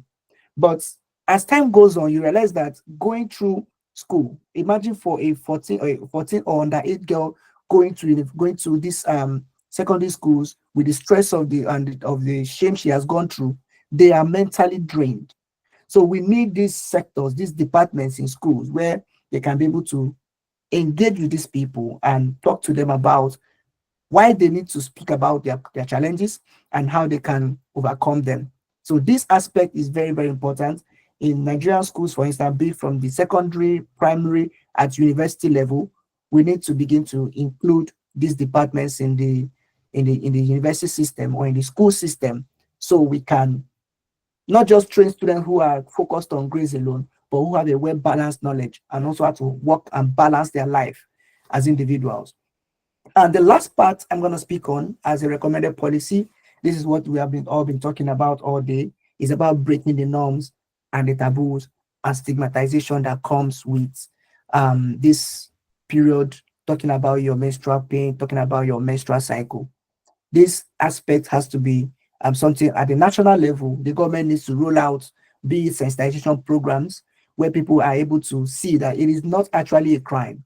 It should not be seen as a taboo for us to engage and talk about, period. A girl child should be able to speak about her challenges, be it during her menstrual cycle, and should be able to speak about her challenges, be it online and everywhere, without feeling stigmatized, without feeling ashamed. So the government has a role to play on this aspect by rolling out some sensitization programs concerning this kind of engagement, so people can join in the conversation and it becomes a regular thing. For instance, when we were talking about voting, when they roll out programs about educating voters on their rights, people became agitated, became interested in it. So if government can also roll out conversation, roll out programs, orientations about demystifying these norms and the taboos, and not stigmatizing a girl child for talking about her menstrual pain or by talking about her menstruation, then we will be able to achieve a more collaborative engagement within the society. So this is the third point. I know these policies are recommended here are actually, it looks quite achievable, but we expect some challenges as well, because it's not going to be so easy, as I've said, roll out the programs and just start working. That's why I'm going to speak about this part as the last section, the challenges we expect to see by rolling out these kind of programs. One of them is what I call the cultural and religious sensitivity. I thought everyone who spoke here has spoken about why within the society people feel difficult to talk about their menstrual cycle, talking about their menstrual pain, talking about what they go through. It's because within the Nigerian system, we are still seen as a very, I don't know if I say highly cultural, morally cultural or morally conscious society, but we are still very much lacking behind when it comes to people having to talk about what they feel. We still are bound by our cultures and our religious sensitivity. For instance, Motu talked about how in churches sometimes when you're going through your menstruation, you're not allowed to go into the church because it's seen to be something sacred and something that affects the sanctimonious of the society, but which is not supposed to be. So I feel like we are still held back because of a lot of cultural and religious sensitivity about this, and we need to come out and bridge this gap with orientation, with constant engagement, with talking about this. We can be able to break this kind of sensitivity we have and these cultural norms that has held us back talking about this same thing for a long time. And the second one is funding limitation, of course. When I try to estimate the cost it will take, if I use the statistics I gave earlier, if a pad costs $1 and we have 37 million women and girls who do not have access to this, which means let's assume they use one pad per period per month, it's going to cost about $37 million to fix it. There is a funding gap. So how do we fill this funding gap? First of all, we need to have the political will within the government to actually reduce the cost, as I talked about. We need to have the political will to domesticate the production. We need to have the political will to create pilot programs that donate some of these things freely to the girl child and the women who don't have access to it. As I was given this instance of the Korean example as well, that was what happened. When the convention broke out, the government fixed some kind of export cap. The government also started pilot programs, and they had cities and locations where free pass were donated. So for those who could not afford it, they could go there and get it. So that helps to bridge the gap. So as EME Foundation has been doing, as many other foundations as well will be trying to solve this problem, this funding gap is always a major challenge. And this is how we can bridge the funding gap by making our sincere donations as well. to, at least provide for as many as we can. The third one is infrastructure and resource constraints. All this comes back to finance as well. When infrastructure alone is not just financing, it also talks about the amenities available. In our schools, do we have sanitary, good sanitary system? For instance, good toilets, good sanitary product, maybe wash your hands, sanitizers, things to for this girl child to keep themselves working. Do they have good water system, water supply? At least, let's say you found out your period came in school. Do you have a good water that you can use to at least cleanse yourself up before you use the pads that you've been given? So I believe in this aspect, we need to incorporate this in our policies. So we expect this to be a challenge, and how do we solve it? The solution is also by providing them. The government should make policies that probably within the society we can have every school having a good sanitary system, for instance, good toilet, good water supply. This helps to curb the lack of this access, these infrastructural facilities that I have talked about. Social stigma is the fourth one. Social stigma and peer pressure. Many people still go through this stigma because if I talk about it, I will be held responsible, or people will stigmatize me. And the peer pressure of, oh, my friend is doing this, I have to do it. This aspect has to be curbed. These are the challenges that we expect from rolling out some kind of policy I said earlier. So like I said earlier, the conversation about these kind of things, talking about it, it helps to break this social stigma. In terms of pressure, by the time the child is educated properly on what she should or what she should not do, that helps to, to break the peer pressure of, like I heard someone talking about maybe when you and your peer people, your friends tell you, hey, go have sex, maybe that is going to help you ease the pain. That is a fallacy, it's not true. So by talking about this, by educating people, we're able to break these stigmas and the peer pressure they feel as well. We can eradicate that. And the last but not the least is talking about the teacher training gaps. I've talked about this earlier.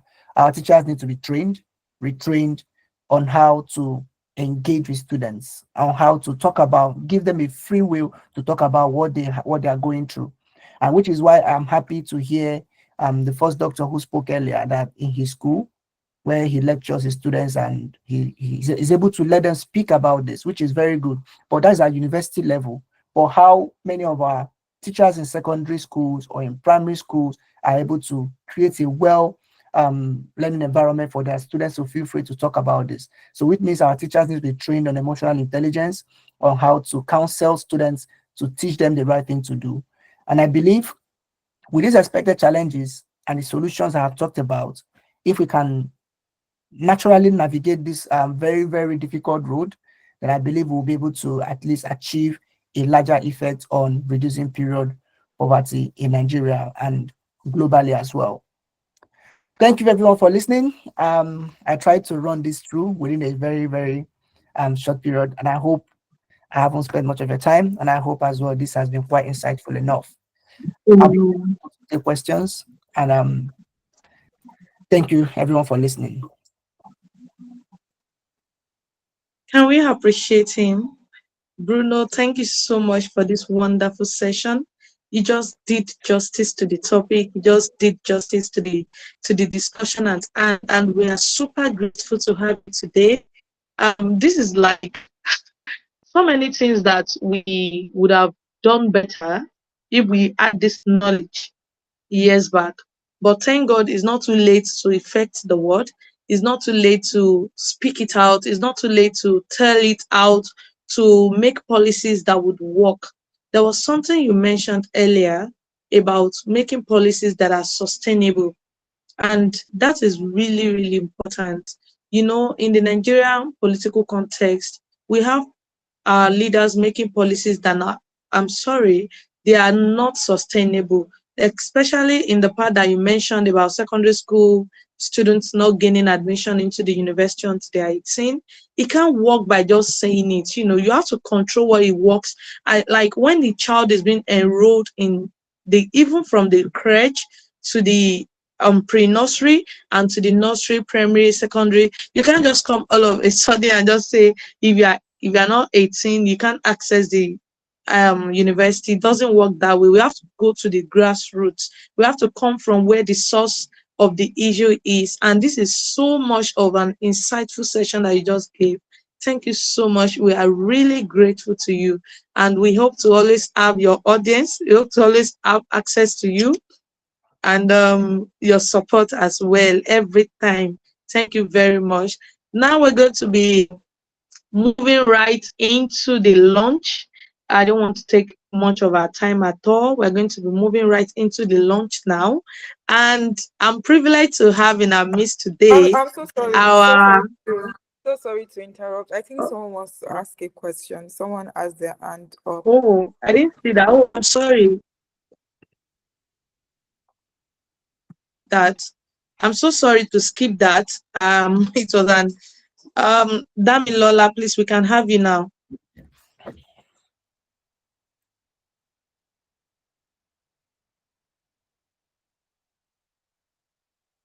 Olua Damilola, please come up now.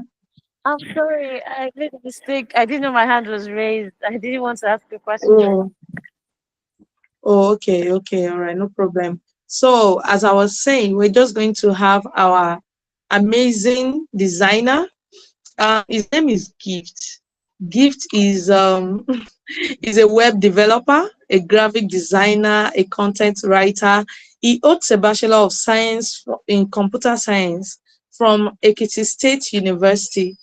Gift believes in the power of media for social change, and that is why he supports the foundation with media-related administrative needs. It provides technical support and designs timeless visuals identities for the foundation. Can we celebrate him as he comes on board now?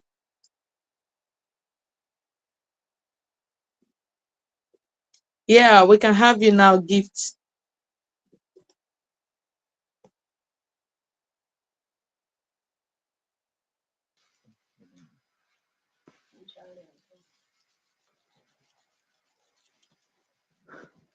Hello, good evening, everybody. Can we all hear me?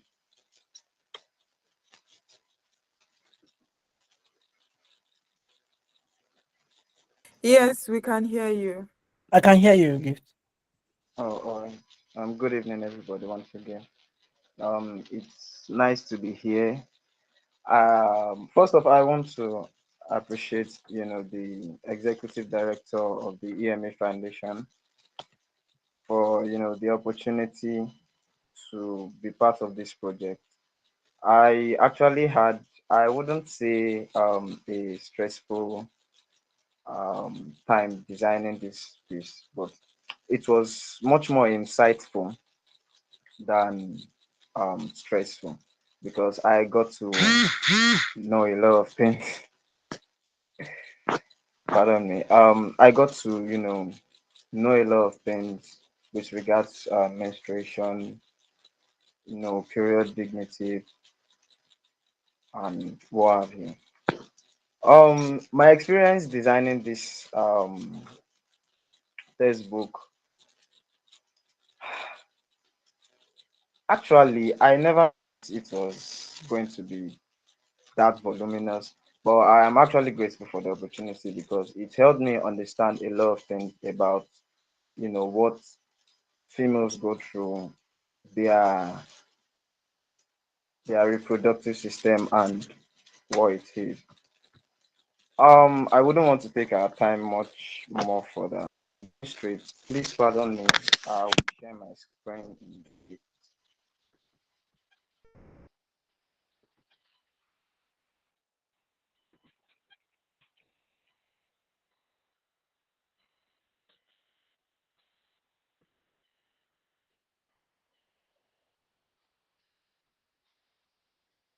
All right. Please, can we see my screen?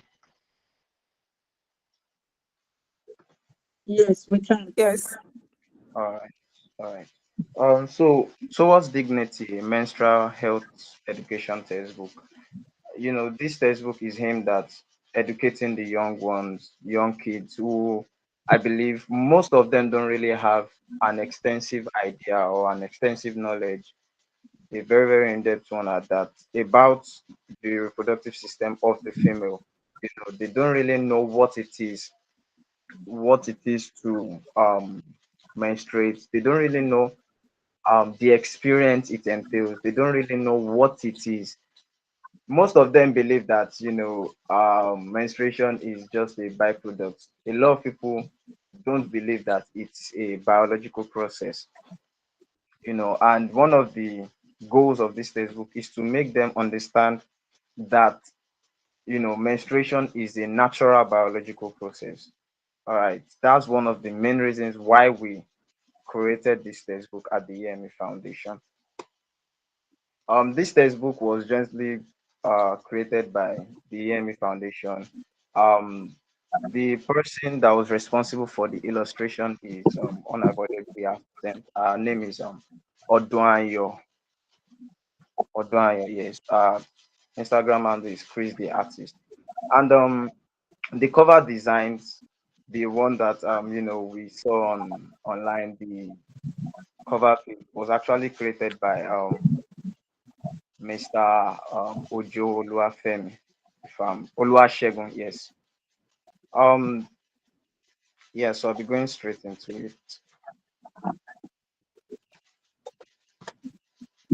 The textbook covers about 10 chapters. It spans across 10 chapters. And first one is the female body, the biology of menstruation, menstrual health and hygiene management, normal and abnormal menstruation, menstruation, nutrition, and physical exercise, period poverty, menstruation and societal perceptions, menstrual equity, menstruation, and the sustainable development goals. Then practical menstrual advocacy. So this the first chapter is talking about educating these children about the female body, the various parts of the female body. I believe that most of us here we have been taught not to name the private parts according to their original name. All right, so one of the aims of this particular chapter, one of the aims of this particular chapter is to ensure that they they call the female body, they call the private part what their names actually are. It also talks about puberty in females, and just a bit about the male counterpart. As you can see here, we have maintaining a positive body image.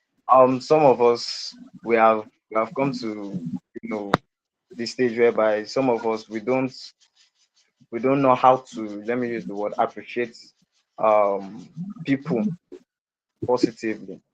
When someone is quote unquote too fat, we body shame them. All right, so we are trying to make them also know that their body is okay just the way it is. Ensure that they are not they are not ashamed of their body structure. All right. Then the biology of menstruation, just like I said earlier, to help them know what the various parts of the female reproductive system is about. There are various functions. All right. And also this particular chapter is also, talking about the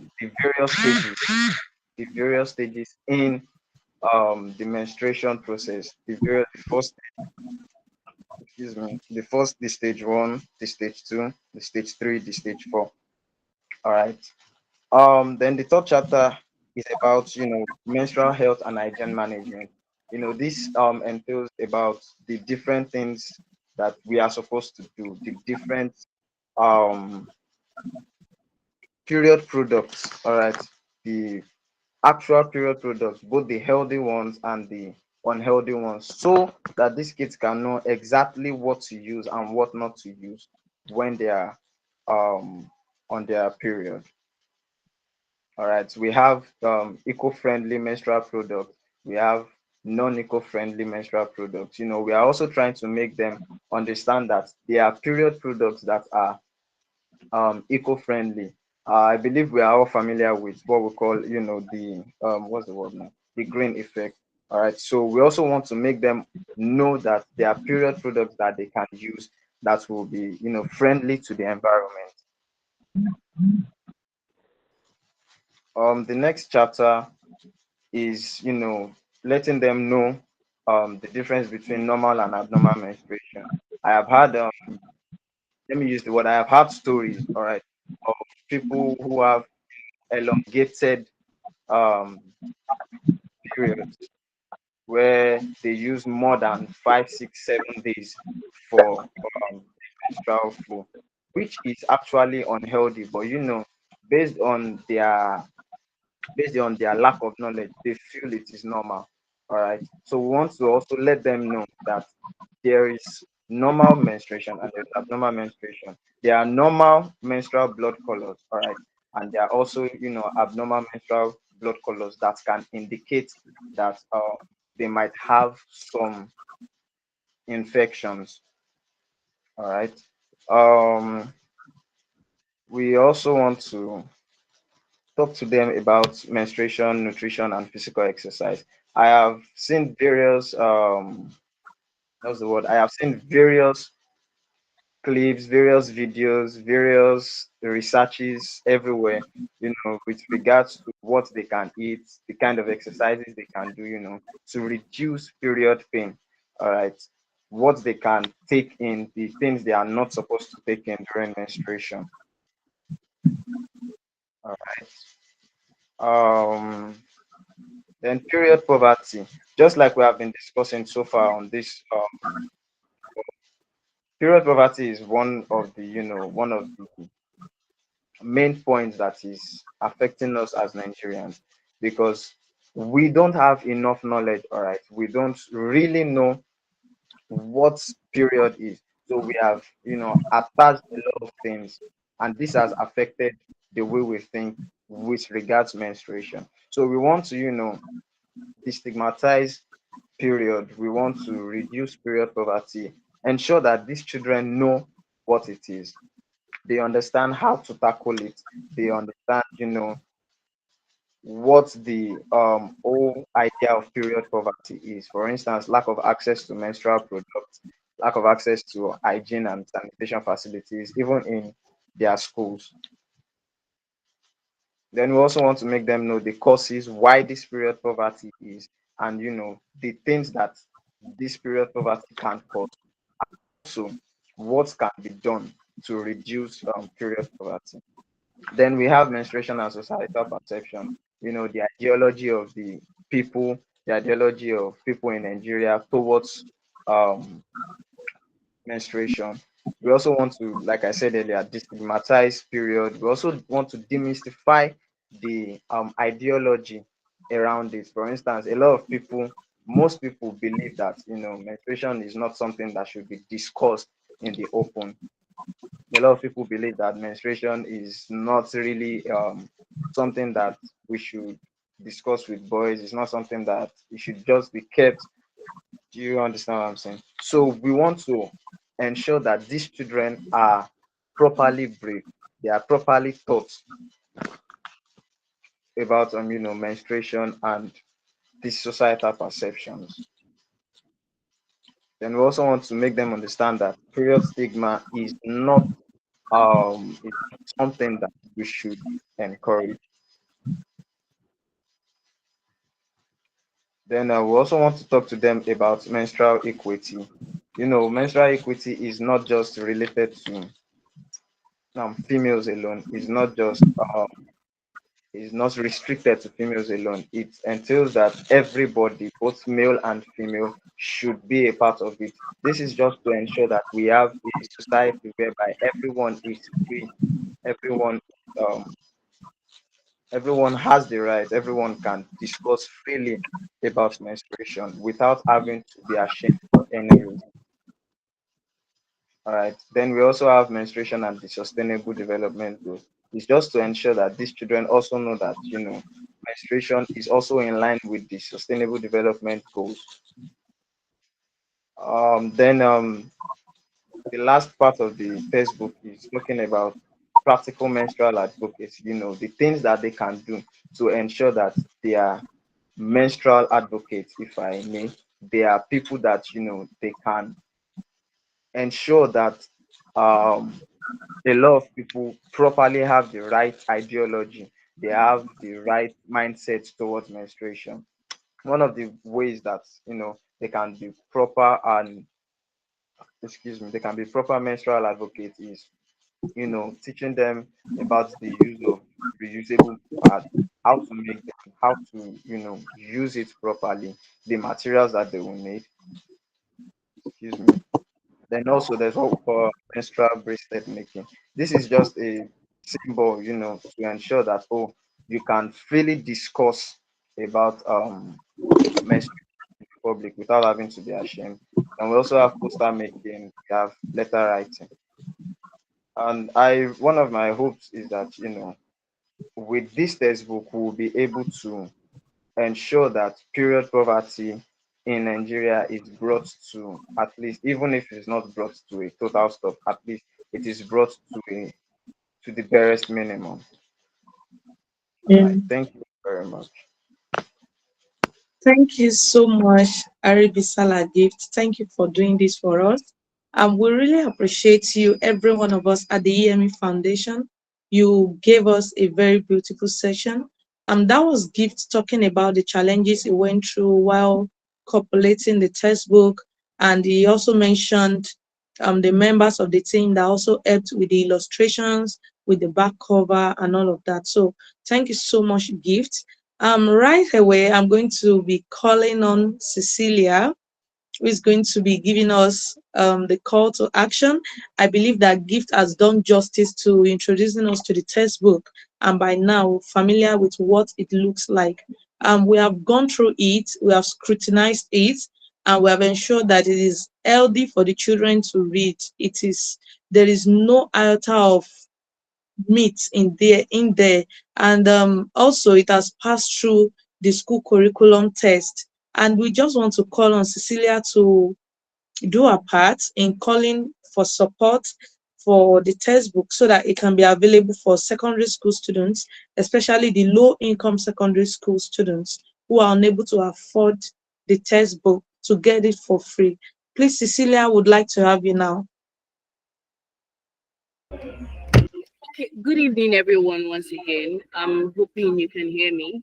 I am apologizing for the background noise because I'm currently at work and a number of events are going on. So I'm going to be starting by thanking everyone for joining this meeting, and thank you everyone for being a part of this incredible journey with the Eso Motorayo Esther Foundation. Today we shared quite a number of powerful stories and insights and visions for a better future. So at EME Foundation, we are dedicated to improving menstrual health, education and empowerment for underserved communities. Your support can provide menstrual hygiene products for girls in need. It can help us fund outreaches and training programs and to amplify advocacy efforts for policy change. Every contribution, every share, and every volunteer counts in the EME Foundation. So to get involved, you can donate by reaching out to any of our social media sites. The our account details are on there. For our website is www.emefoundation.org. Facebook, the EME Foundation. Instagram, the EME Foundation for girls, and the Period Champion for boys. LinkedIn is the EME Foundation. You can share the word about EME Foundation on social media using hashtag EME Foundation.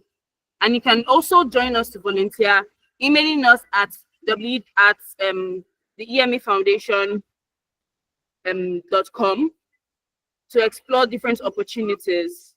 I'm going to be calling out like the account number for donations because, as said earlier, the textbook is supposed to be given out for free. It's going to be given out for free to underdeveloped communities and schools. So the account number for donation is Money Points in the name of the EME Foundation. Sure, please give me a minute.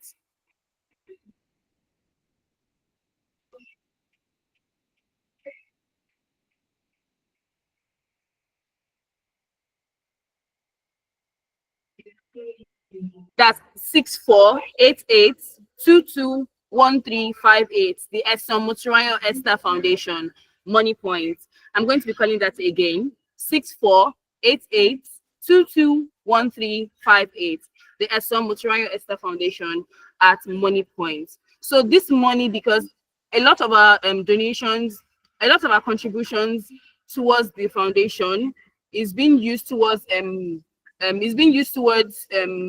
organizing outreaches, getting sanitary pads, because we don't only give out pads to the girls in school, we also ensure that they get, because it's not just to share the pad, we also ensure that they get the information necessary, and as well as package kits, sanitary kits, that's detergents, underwear, for a number of the schools in some other states. Also, we are currently seeking donors to sponsor a menstrual hygiene program. That is this book that is launched today, because as the current economy in Nigeria is, if you have a budget for something, that let's say you have a budget of $20 to do something for tomorrow, by the time you get to do it tomorrow, the budget has already skyrocketed ×2. So we currently need donors to help us fund this book, so that every child, every girl can actually get this book for free all over the zones in Nigeria. Our messages, that we need people to help us share the messages, spread the word about what EME Foundation is doing, and about the book launch, and about the book itself, so that we can reach out to more people and more communities that actually need it. We also need event volunteers for upcoming fundraisers, because as irregardless of the fact that the book is being launched today, the fundraising is still going to continue till we get the targets and surpass the targets that we need. So once again, I'm thanking you all for considering supporting the EME Foundation. Together, we can create a world where every girl and woman and boy has access to menstrual health, dignity, and opportunities. Let's make a difference with the EME Foundation. Thank you.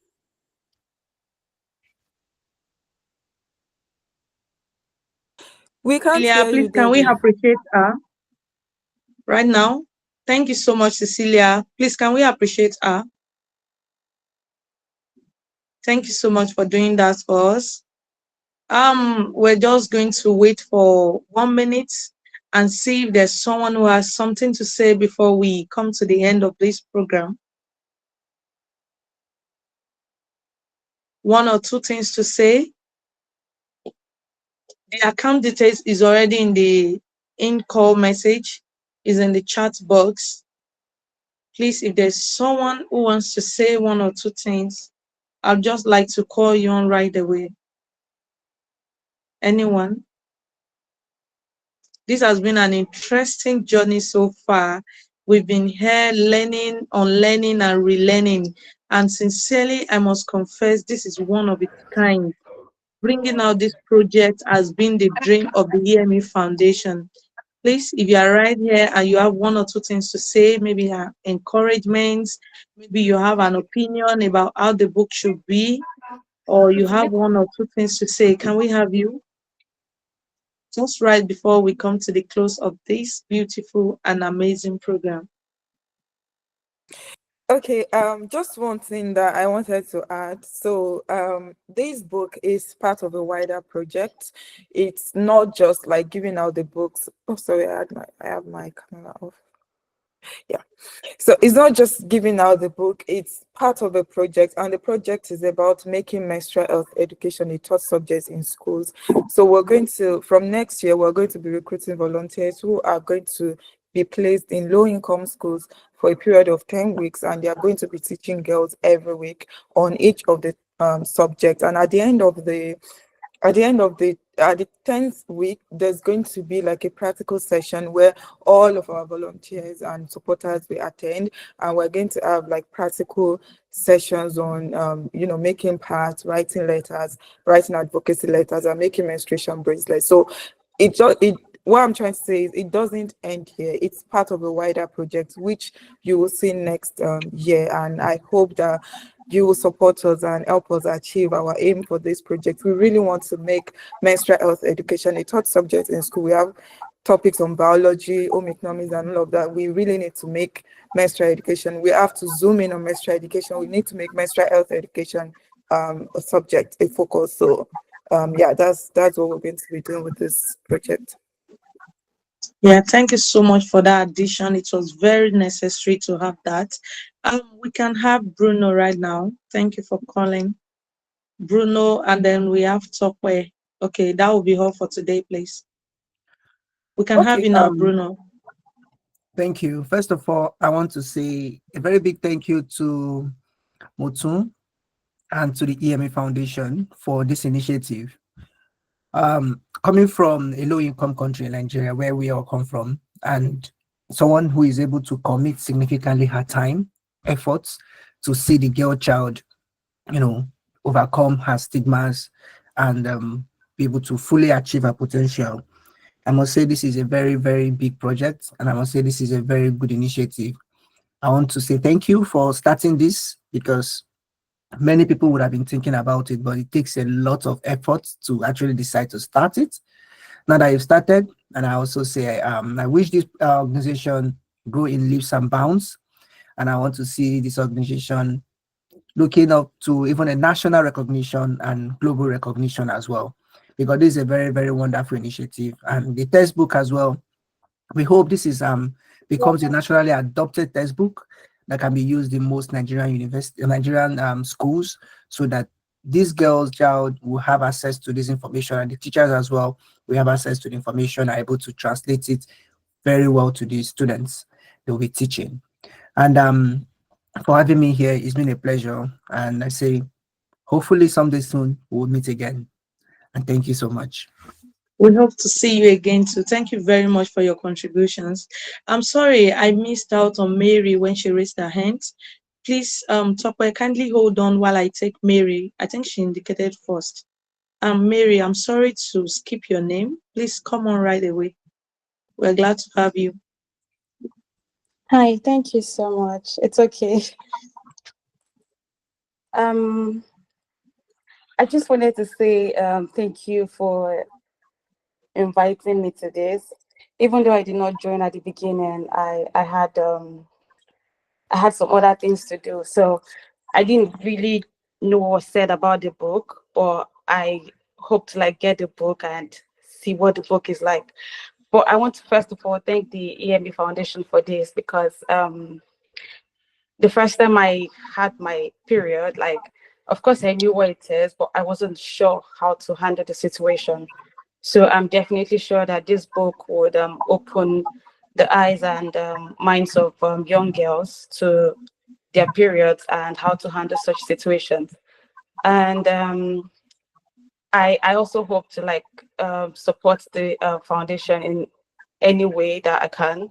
And I'm also grateful to the volunteers, everyone that's volunteered for this course, everyone that was part of this project. I would like to thank you for bringing this project to life, and I pray and hope that all your efforts will not be in vain. Well done. Thank you. Thank you so much.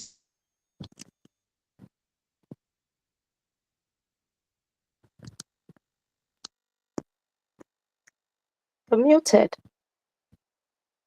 We have to call on Tokwe now to give our contributions as we round up.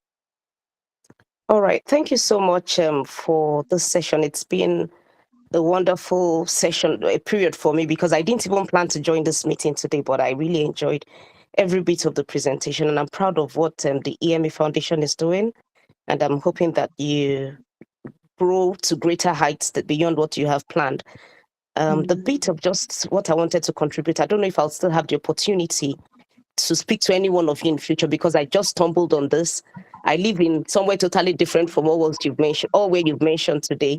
And I don't have I just stumbled on someone's WhatsApp status, and I've been able to connect with Motunrayo on LinkedIn, and I'm hoping to progress with the communication. However, I just wanted to note, because I might not have the opportunity of speaking with you all again.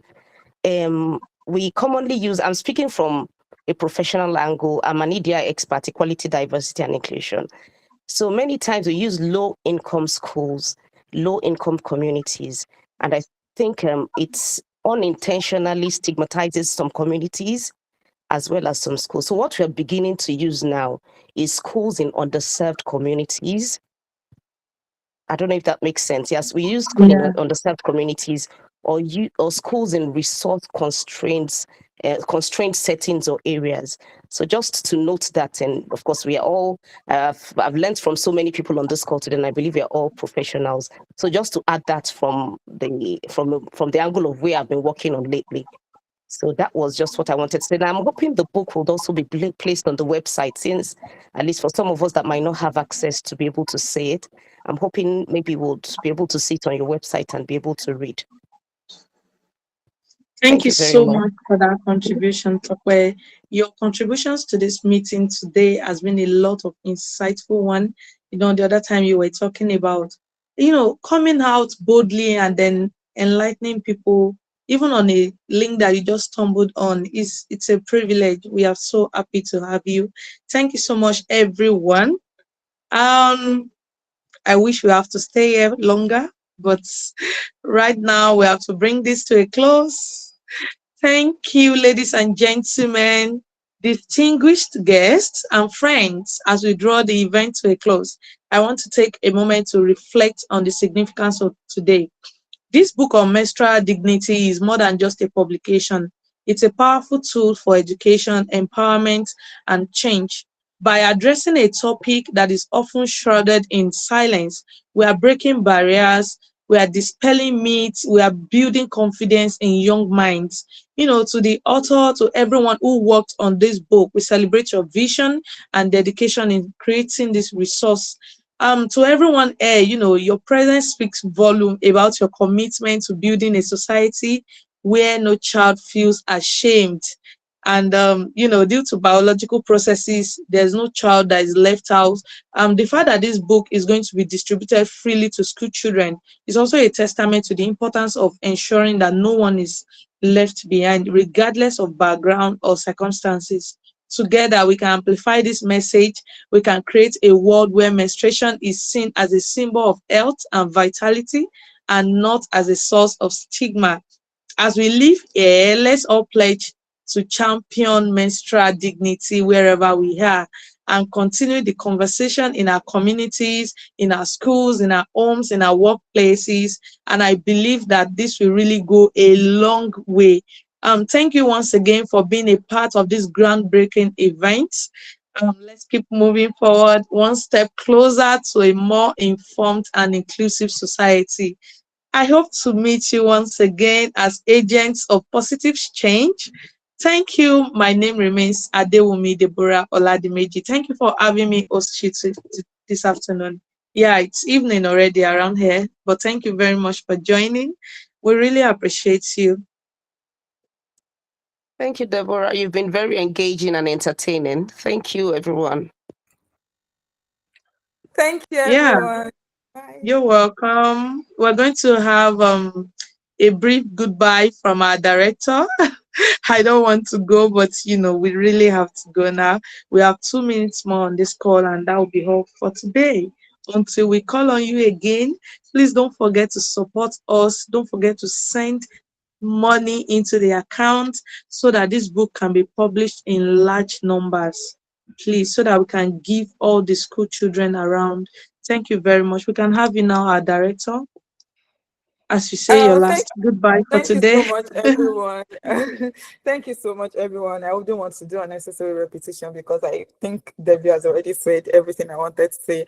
But thank you for joining us, and we hope that you support us. Please support us with money, very important. Please donate, and you will definitely see what we're using your money for starting from next year.